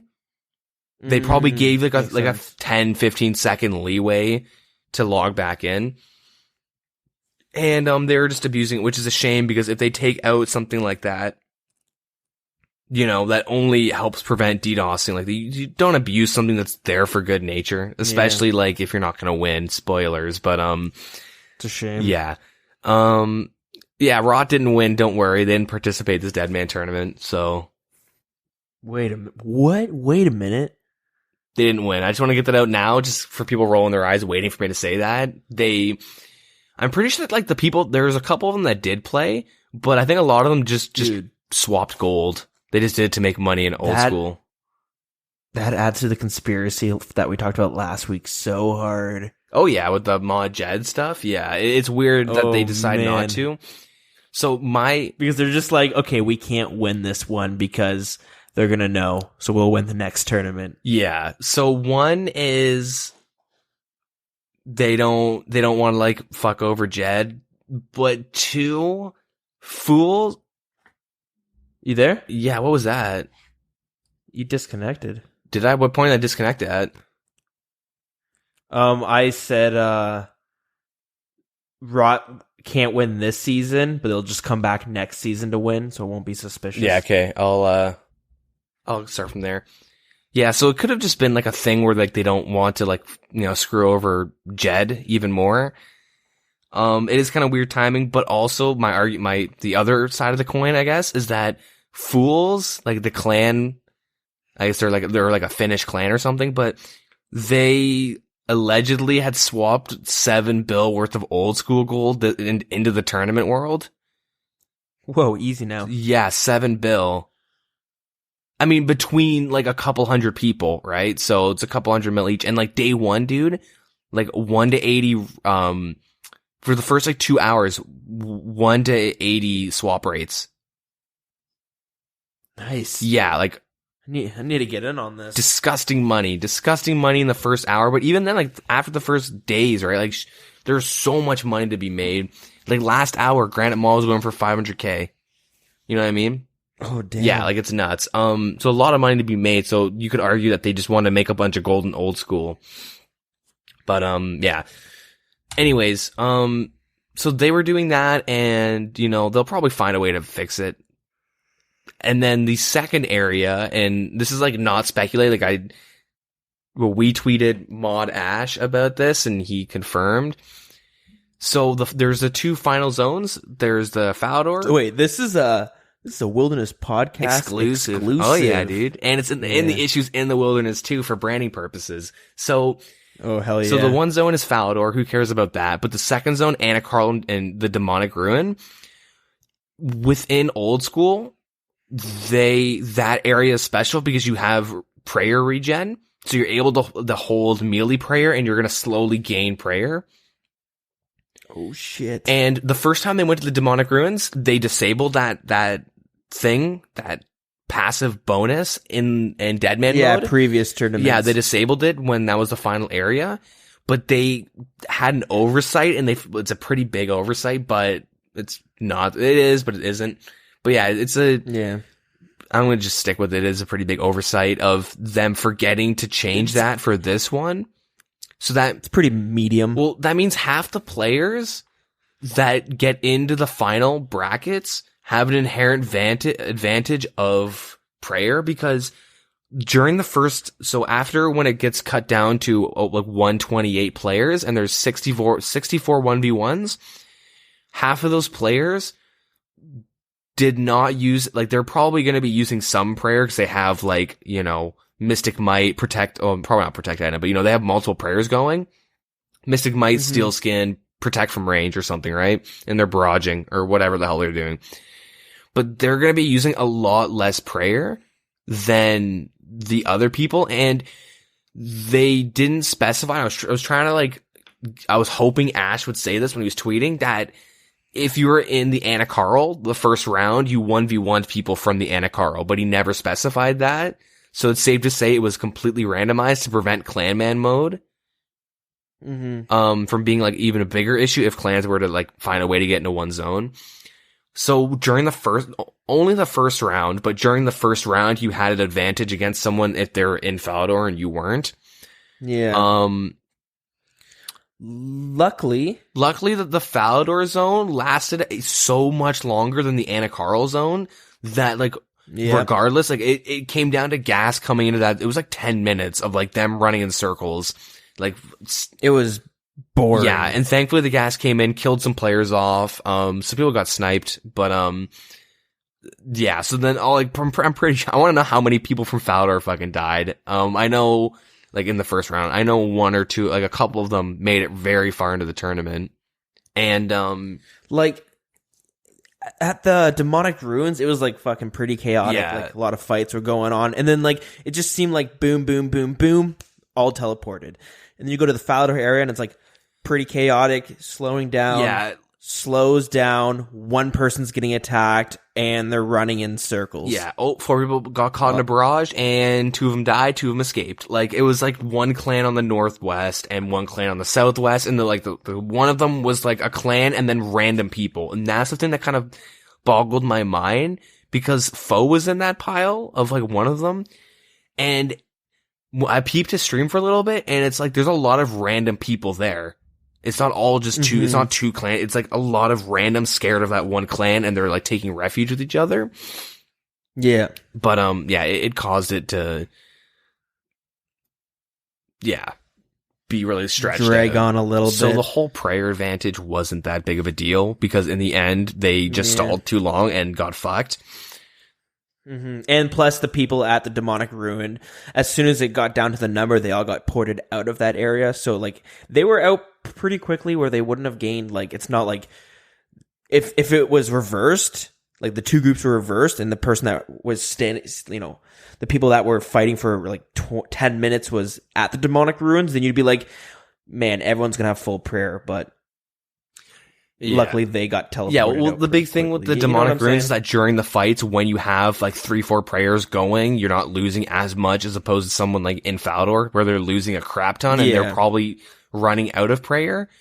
But yeah, regardless, I'm just saying if the 2 groups changed, like the group that went to Falador actually went to the demonic ruins, where they stalled for the whole time because they were too scared to fight. they would have been in a much better position for the next round. Yeah, that would have been bullshit, but Yeah. it worked out. Yeah, so yeah, that was pretty good. And then so now we get into the final 1v1 brackets. And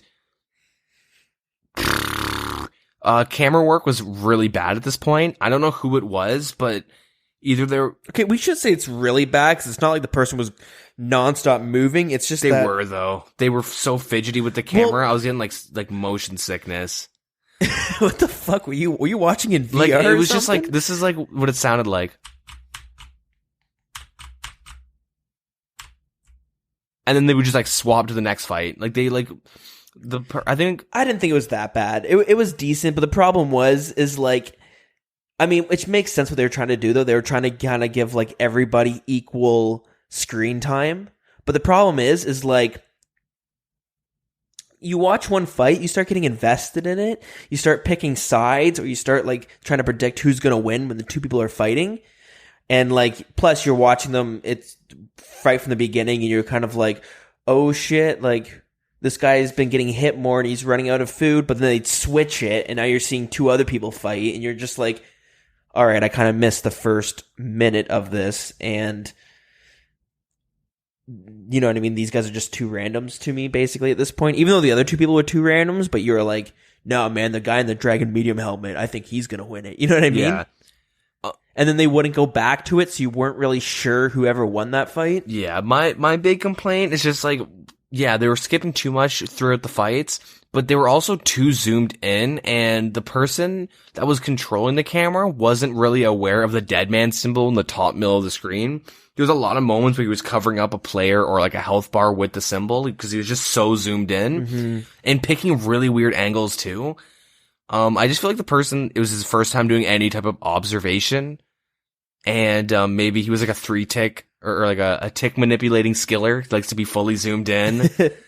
I don't know. Or at the same time, we don't know how the interface is for him to work with, because you know what I mean? It's different than how we play it. So it could be different from maybe him. It's like the hot air balloon thing where he's just got buttons and it takes like a couple seconds to work, a couple ticks for it to register. He's having to do like mathematical equations, like, okay, lower it by 7 degrees. Yeah, it was, but besides the camera work, a lot of the fights were really fun. So the people on stage, there was no Bodhi, I'm sorry guys, but there was, Manked Up Mage, there was, Sick Nerd, there was MMORPG, and is that it? Robert. Oh, and Robert, yeah. So Robert and Manked made it into the 1v1 brackets, which is really good because in every other season, the streamers die like before the pile. Like they die so quickly. And, yeah, those two made it into like, Robert made it into the first couple rounds. It was pretty good. Like watching like, oh, look, this guy's on stage and he's like doing well. Like it's really cool to see. And Manked Up Mage was like doing work. And, as like the brackets went on, there's a lot of really good fights. And then eventually Robert gets eliminated. And then it gets down to like the final, like 1v1. We'll just skip all the way down there. Manked Up Mage, who's like on stage, has made it all the way to the semifinal. So he's guaranteed to win $10,000 at this point. And, it was super hype. The person he was playing against, his name was Goofy something. Goofy Puck. Puhk. And that guy was like... I also heard him referred as Psych or Psy. Okay. Yeah. He, I don't know. He was known for planting flowers, filling up his whole little fighting arena with flowers. Which is probably so they can't mithril flower and he can stack under them with or just to troll around, but... Make it look pretty. Yeah, he had a huge gear advantage, and... throughout I should jump back, sorry. I think in like the semifinals, Manked was against a dude who had a DFS, which was a huge upgrade for him, and that's major.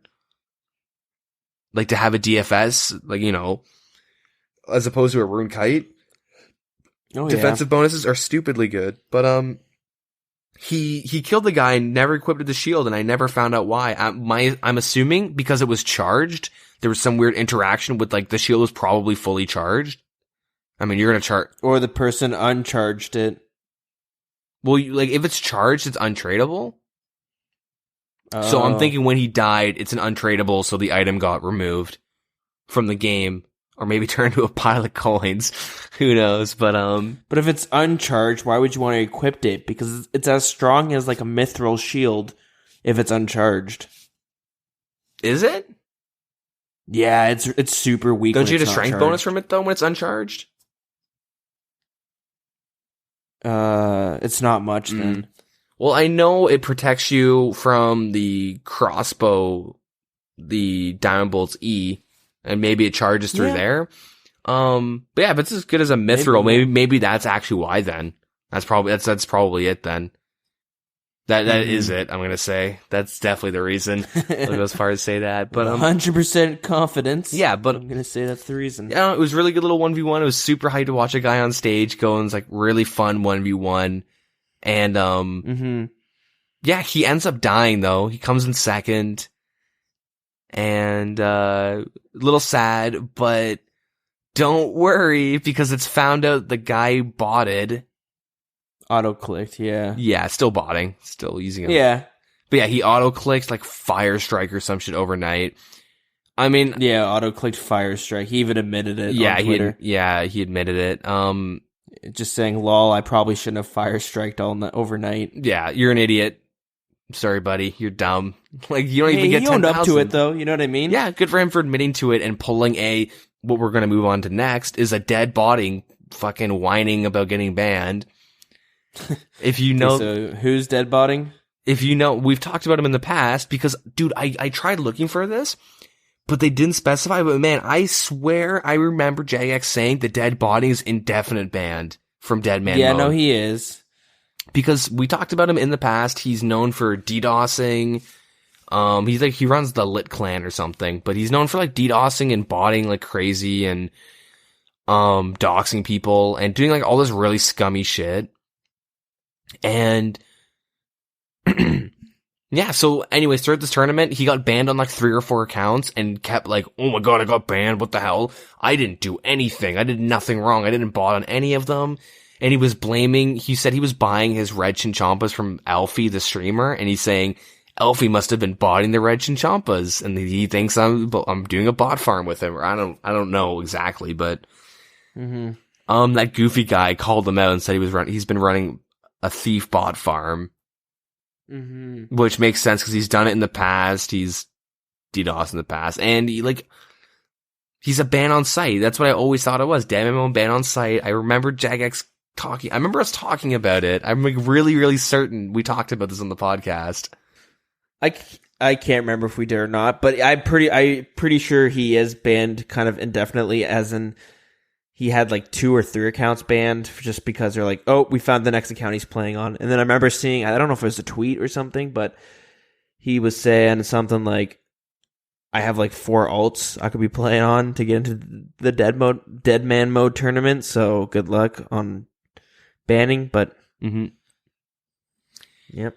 Yep, he got banned on like 3 or 4 accounts. He still got into the final though, still had another account. And to keep in mind, he got like 3 or 4 accounts above level 100, and then this one was like either 84 or 94 in the finals. Like, how do you have that? How do you do that? Damn. Botting or multi-boxing. Like having like 6 fucking characters up at once, playing them all. But he didn't win, so it's okay. Fuck, I remember doing that on World of Warcraft. No, I never did this, but I think I had a friend who used to do that with like shamans. Dude, there was this guy that was known in WoW for having mental issues and having a a multi-box of like 40 dudes. Yeah, go do raids all together, all casting the same fucking spell.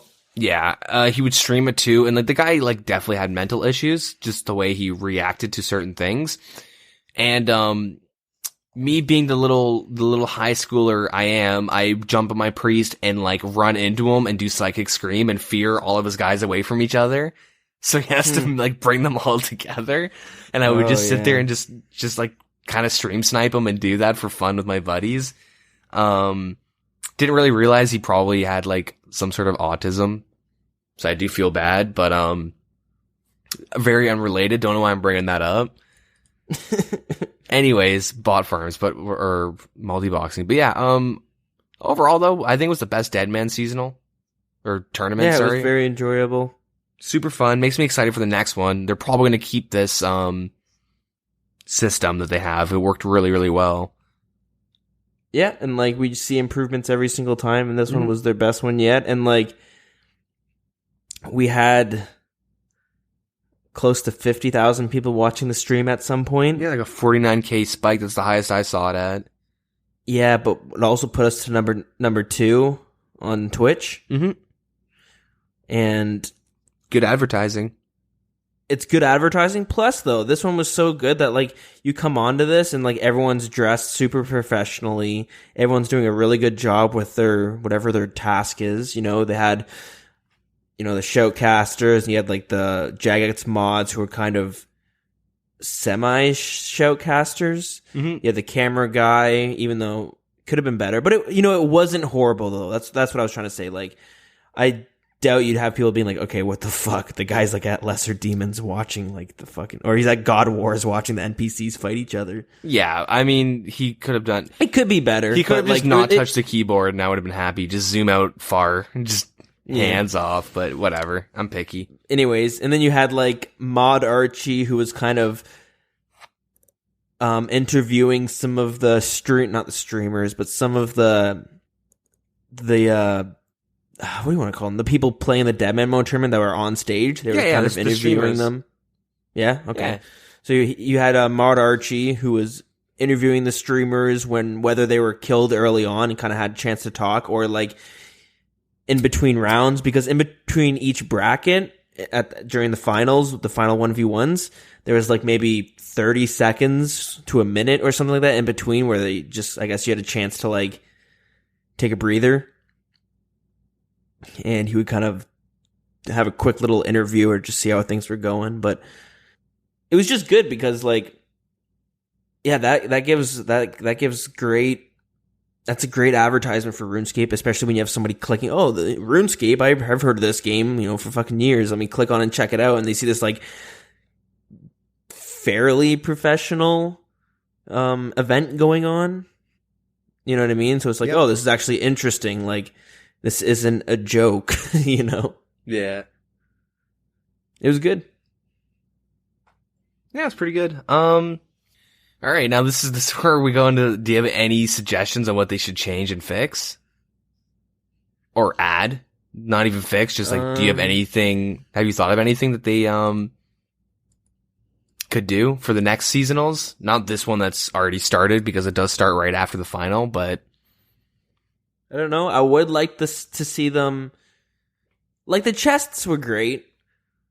I don't know how you can make it more fair to like the solo noobs, but you know what I mean? I really enjoyed that one moment where, yeah, the noob guy was running up to it and everyone was getting all hyped up and shit. And then when he got it, everyone just cheered super loud, even though, you know what I mean? It's just fun. Everyone cheers for the underdog and things like this, right? Yeah, I don't know. It was pretty good. I feel like just keep upping the production. At this point, I don't know. I don't know what else they could change to tweak it besides just getting better at doing it the same but better. Yeah. I don't know. You? So I have two things I just wrote down randomly. One, I've suggested this before, and like I really think they should play with this idea just for the season, not the tournament, but for the season, and to have things to change up the meta, because there is a concrete meta in like the tournament and in the seasonal of like, you're doing melee, you go macro quest, like waterfall, fight arena, all that stuff after you get your 10k from, or your 5k from, the stronghold, you get your fire strikes and stuff. And then you can go PK people, or you can go macro quest and get your stats up, and then go train for the day and then get off or whatever. Or you go kill dragons with range or mage, or like whatever. Like it's super like optimized at this point. Yeah. And so like they should change things up, like just adding like a seasonal. I bring this up all the time. So you guys are probably like rolling your eyes already, gonna fall out your head or something at this point. But like, just change it up where like, even where they change certain quests to give incentives to do them sooner, like change Priest and Peril so you can hand in noted Rune Essence. Like little things they could just, you know, they could change the way God spells work in terms of like either make you like incentivized to get a higher magic level. Cause right now it's you just get 60 or 61, or you get 60 magic level and then you don't get any more experience and you use the Sarah Strikes or the Zami Flames or whatever to PK. But they could like change it up where there's different drops from different monsters. There are like, you know, every couple hours something happens, like maybe a chest falls like in the tournament that doesn't have OP gear, but has like some food, you know, maybe some rune pieces. Yeah. I do feel like they make steps in that direction that you're talking about, as in they realized people were doing the same quests all the time, so they kind of started locking some quests. They also they take out certain bosses and monsters because they're just like too many people just rush to get to Zulrah, rush to get to whatever it is. The big thing with like Ancients specifically was that people were having Ice Burst and Blitz on day one and PKing on day one. Yeah. And that there's no longevity to the game. Same thing with Zulrah.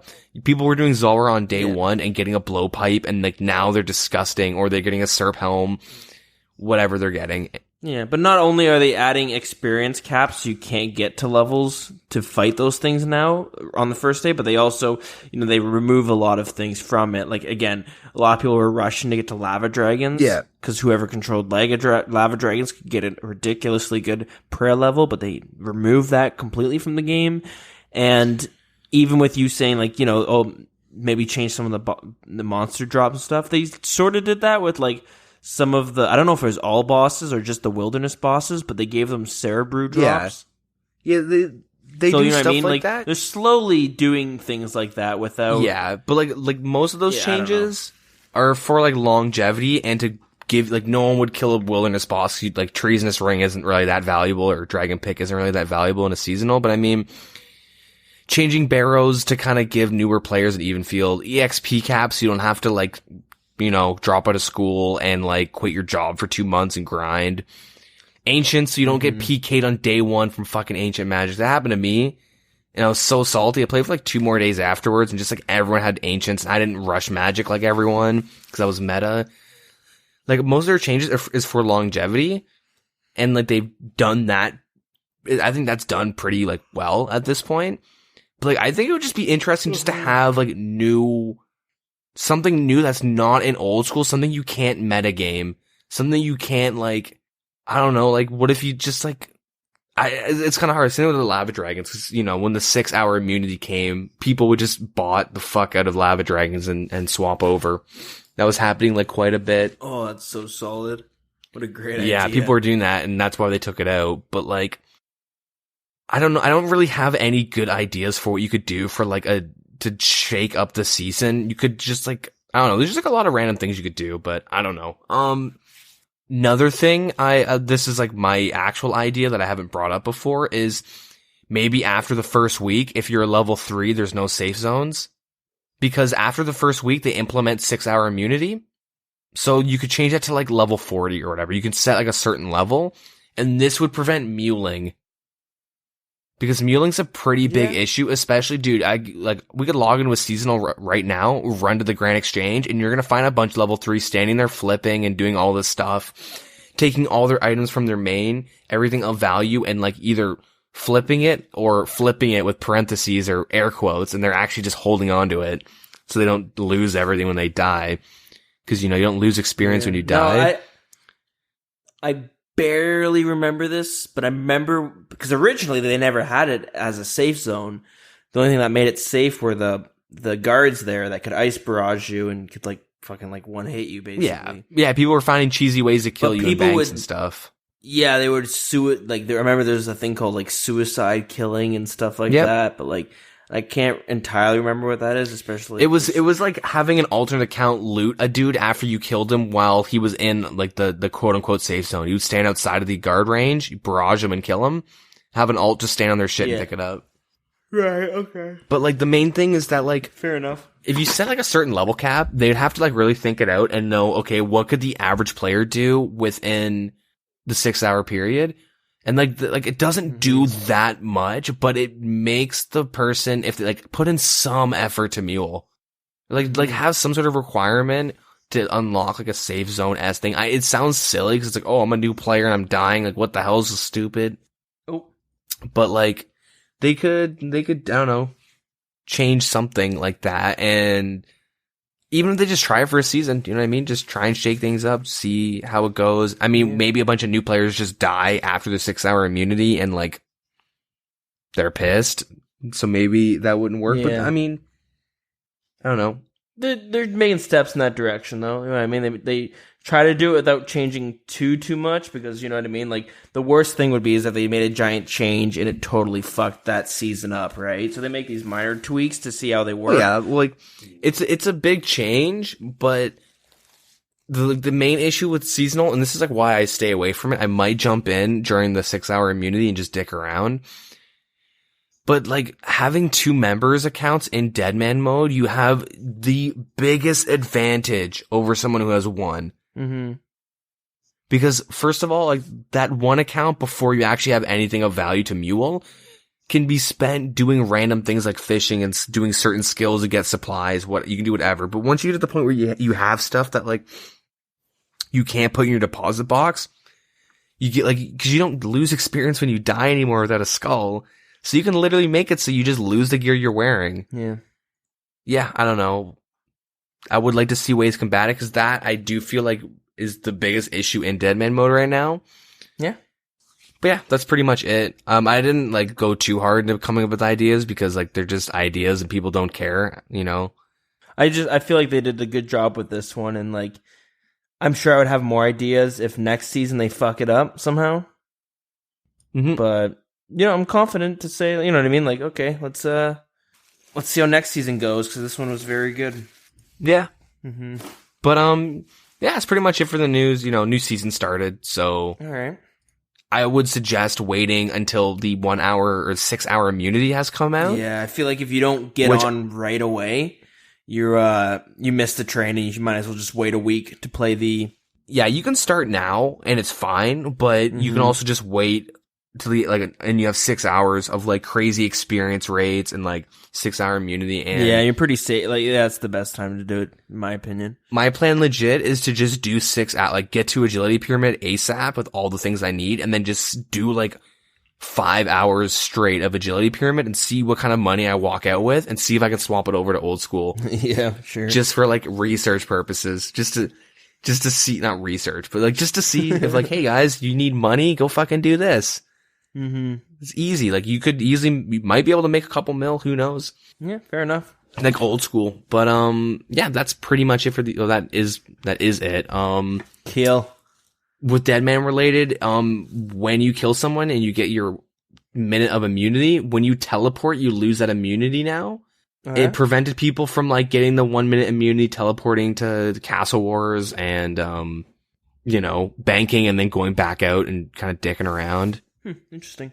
Oh, you could also use it to move through, dangerous areas. Yeah, it was easily abusable. Yeah, they took that out. So yeah, that's it for the updates. Do you have anything for the community? Barely, but I did see one thing happening. Yeah, I got one thing too. Okay, I'll start it off, and I guess you can bring it to the end. Mm-hmm. So, Mod Lottie, she posted, I don't know if it was last week or the week before, but I talked about the boss pets. The rarest and kind of the kill counts and drop rates of all the different styles of gameplay, whether you're an Iron Man, Ultimate Iron Man, Hardcore Iron Man, or a normal player. Well, anyways, this week she released something similar, but it's mainly for the boss kill counts. So, let me ask you, what do you think is the most killed boss in the game?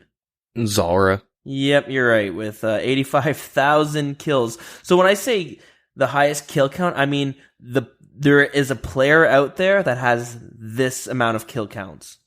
Yeah. Not in total. So there's a player that has 85,000 kills for Zulrah. Yeah. I remember, I think it's MMORPG or there's some Iron Man streamer that has like 13k kills of Zulrah. It's crazy. Yeah, nuts. A lot of money right there. And what would you say, if you had to guess, is the lowest kill count of a boss? Does Inferno boss count? Yeah, any boss in the game, really. They even have Winter Todd and stuff, and Barrows. Okay, then I would say Inferno. Say the Inferno? Yeah, you're right. The Inferno has, the highest right now is 140. And this is purely for the normal accounts because they just tend to have higher kill counts for obvious reasons. Mm-hmm. Yeah, it's a pet hunter right there if I've ever seen one. Yep. Something like that.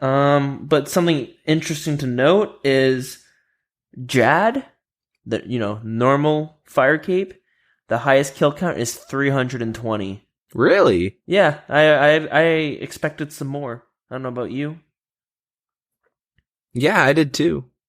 Interesting to note is Obor, for normal players, the highest is 597. The free-to-play boss. Yeah, I'm not too surprised by that.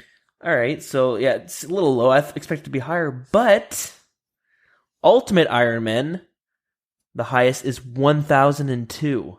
Okay, I did not expect that. What the hell? Yeah, almost double than the normal. For what, though?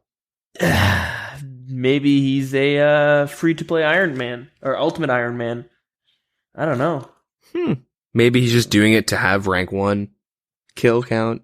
Yeah, I guess so. There's no high scores for it, but whatever. The Deranged Architect, the Deranged Archaeologist from Fossil Island released... Was that released back in the summer?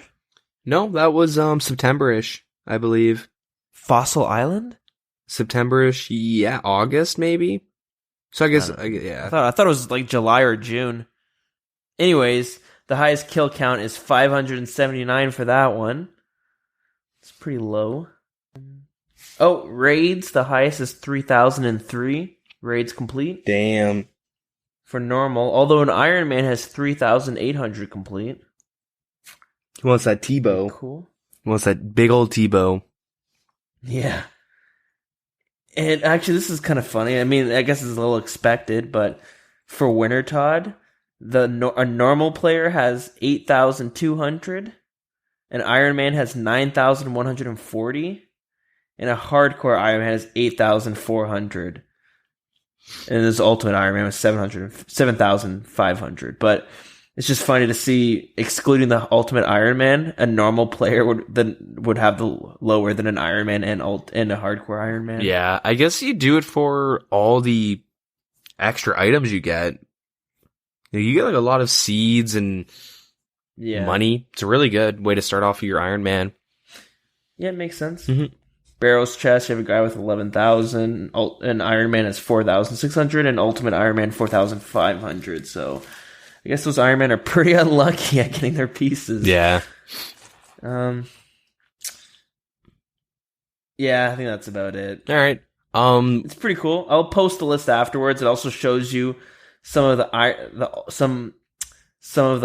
hardcore Iron Man kills that someone had gotten, but then later on died. Mm-hmm. So it'd show you like how well they did at some point. You know? Yeah. But yeah, anyways, the one thing I found, did you hear about the bot glitch that happened? Let's hear it. What happened? So somebody has a free-to-play bot farm that people discovered like an exploit with, where you could just trade them and they just start giving you shit. No way. Yeah, some dude made a YouTube video of him for like a couple hours just trading random bots in a free-to-play world, and him and his friends were doing this. And he was getting just like a bunch of oak logs, like noted iron ore, lobsters, just random shit like that. Wow. And just pretty interesting because he was just doing that, and he was making like $2 million an hour or something, just trading bots. And like the video on YouTube that he has is him just trading every person in Lumbridge, and they just trade him back and start giving him shit, or they'd be like, "Why are you trading me?" Yeah, that's crazy. If it was like not a bot. But yeah, and the dude ends up trading one bot, and the guy just like handed him 22 mil. That's fucked. Yeah, like that's pretty. Yeah, I don't know. It's pretty nuts. Just all the free money to be made. Yeah, I also think that's a video you should post up on we'll post it on the Discord. Like I said, we have a text channel, which is, I guess it's hashtag the Wilderness Podcast, in our Discord server, where we post links that we think are interesting that we normally plan on talking about, or that we do talk about, I should say. Mm-hmm. So we'll throw that link up in there with the boss logs. Yeah, it's pretty cool. Yeah. Anything else interesting happening? Because like I said, I haven't been able to pay too much attention. I haven't been able to pay a whole lot of attention. Just 'cause I've been super busy, but yeah, I think that was about it. I did find it weird that this is really unrelated, but I did find it weird that the ornate jewelry box in the construction, in your POH, what it tells you, the recipe is incorrect. Really? It says you need rings of wealth with 4 charge, but you can buy, you can't buy 4 charges off the GE, you buy 5 charges. Wow. Yeah, I don't know. Weird that Report hasn't that been. bug. Yeah. But yeah, that's pretty much it. Not too much I took note of in the community. Yeah, I tried to stay with it, but it was a little difficult. But Mm-hmm. I think we did a pretty good job at getting most of the biggins this week. So yeah, I think it's time to move her on. And I'm sorry to say this. I know last week I said we were going to do Laura this week because I skipped last week, but we're going to postpone it one more week just because, well, to be honest, my ass has gone numb. My knees are fucking killing me.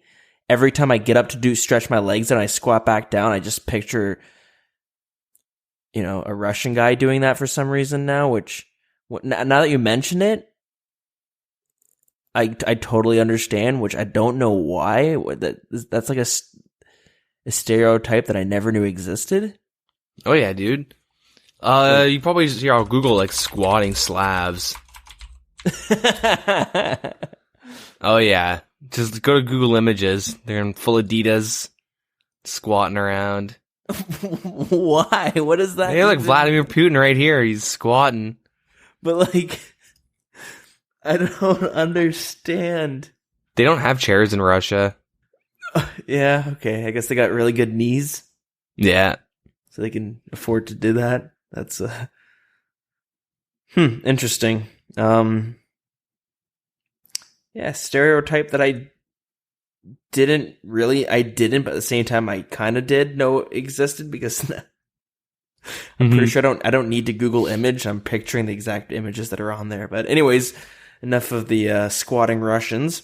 No lore this week, but we will bring it back next week because hopefully I'll at least have a chair to sit in. And yeah, we can talk about the god Saren. Ooh, boy. Damn. Little teaser. Yeah. Anyways, if you guys want to get in contact, let us know what you think about the DeadMan mode tournaments and like some of the updates and all that shiznaz, or if you want to ask us a question, whatever it is, you can get us in touch with us at a number of different ways. Our Facebook is facebook.com/The Wilderness Podcast. And I found out recently you can just do @The Wilderness Podcast on Facebook. Shit's becoming more and more like Twitter. Speaking of Twitter, you can also find us on Twitter @TheWildernessRS. We have an in-game clan chat, which is WildCC. Our email is thewildernesspodcast@gmail.com. We have a Discord, which is pinned on both Twitter and Facebook. And if you try to get on Twitter before, the link might not have worked because I think I fucked up and made it only work for like one day. But luckily somebody reached out and let me know about that. So I've since updated it. So if it didn't work before, you can try it again. It should work this time. But I am working on getting like a personalized Discord link. So it could be like, you could just type in discord.gg// Wild Boys or the Wilderness Podcast or something. It won't be Wild Boys, don't worry. Yeah, if you want to check us out on YouTube, just search The Wilderness Podcast. Or if you're listening on YouTube, feel free to just write in the comments too instead of emailing us and stuff like that. Let us know what you think about some of these updates and some of the things we've mentioned. And I don't think I'm forgetting anything. Yeah, I'm pretty sure that's it. So, yeah, I'm getting pretty tired. There's been some pretty fucking late nights with this house coming up. But anyways, yeah, let's wrap her up. By wrap her up, I mean let's close it out. Anything going on next week? Nothing really great to talk about. I don't know. I hear that. All right, well, we'll hear about it next week then. Awesome. Yeah. Thanks, guys, for listening, and until next week. Yeah, have a good one. All right, take care.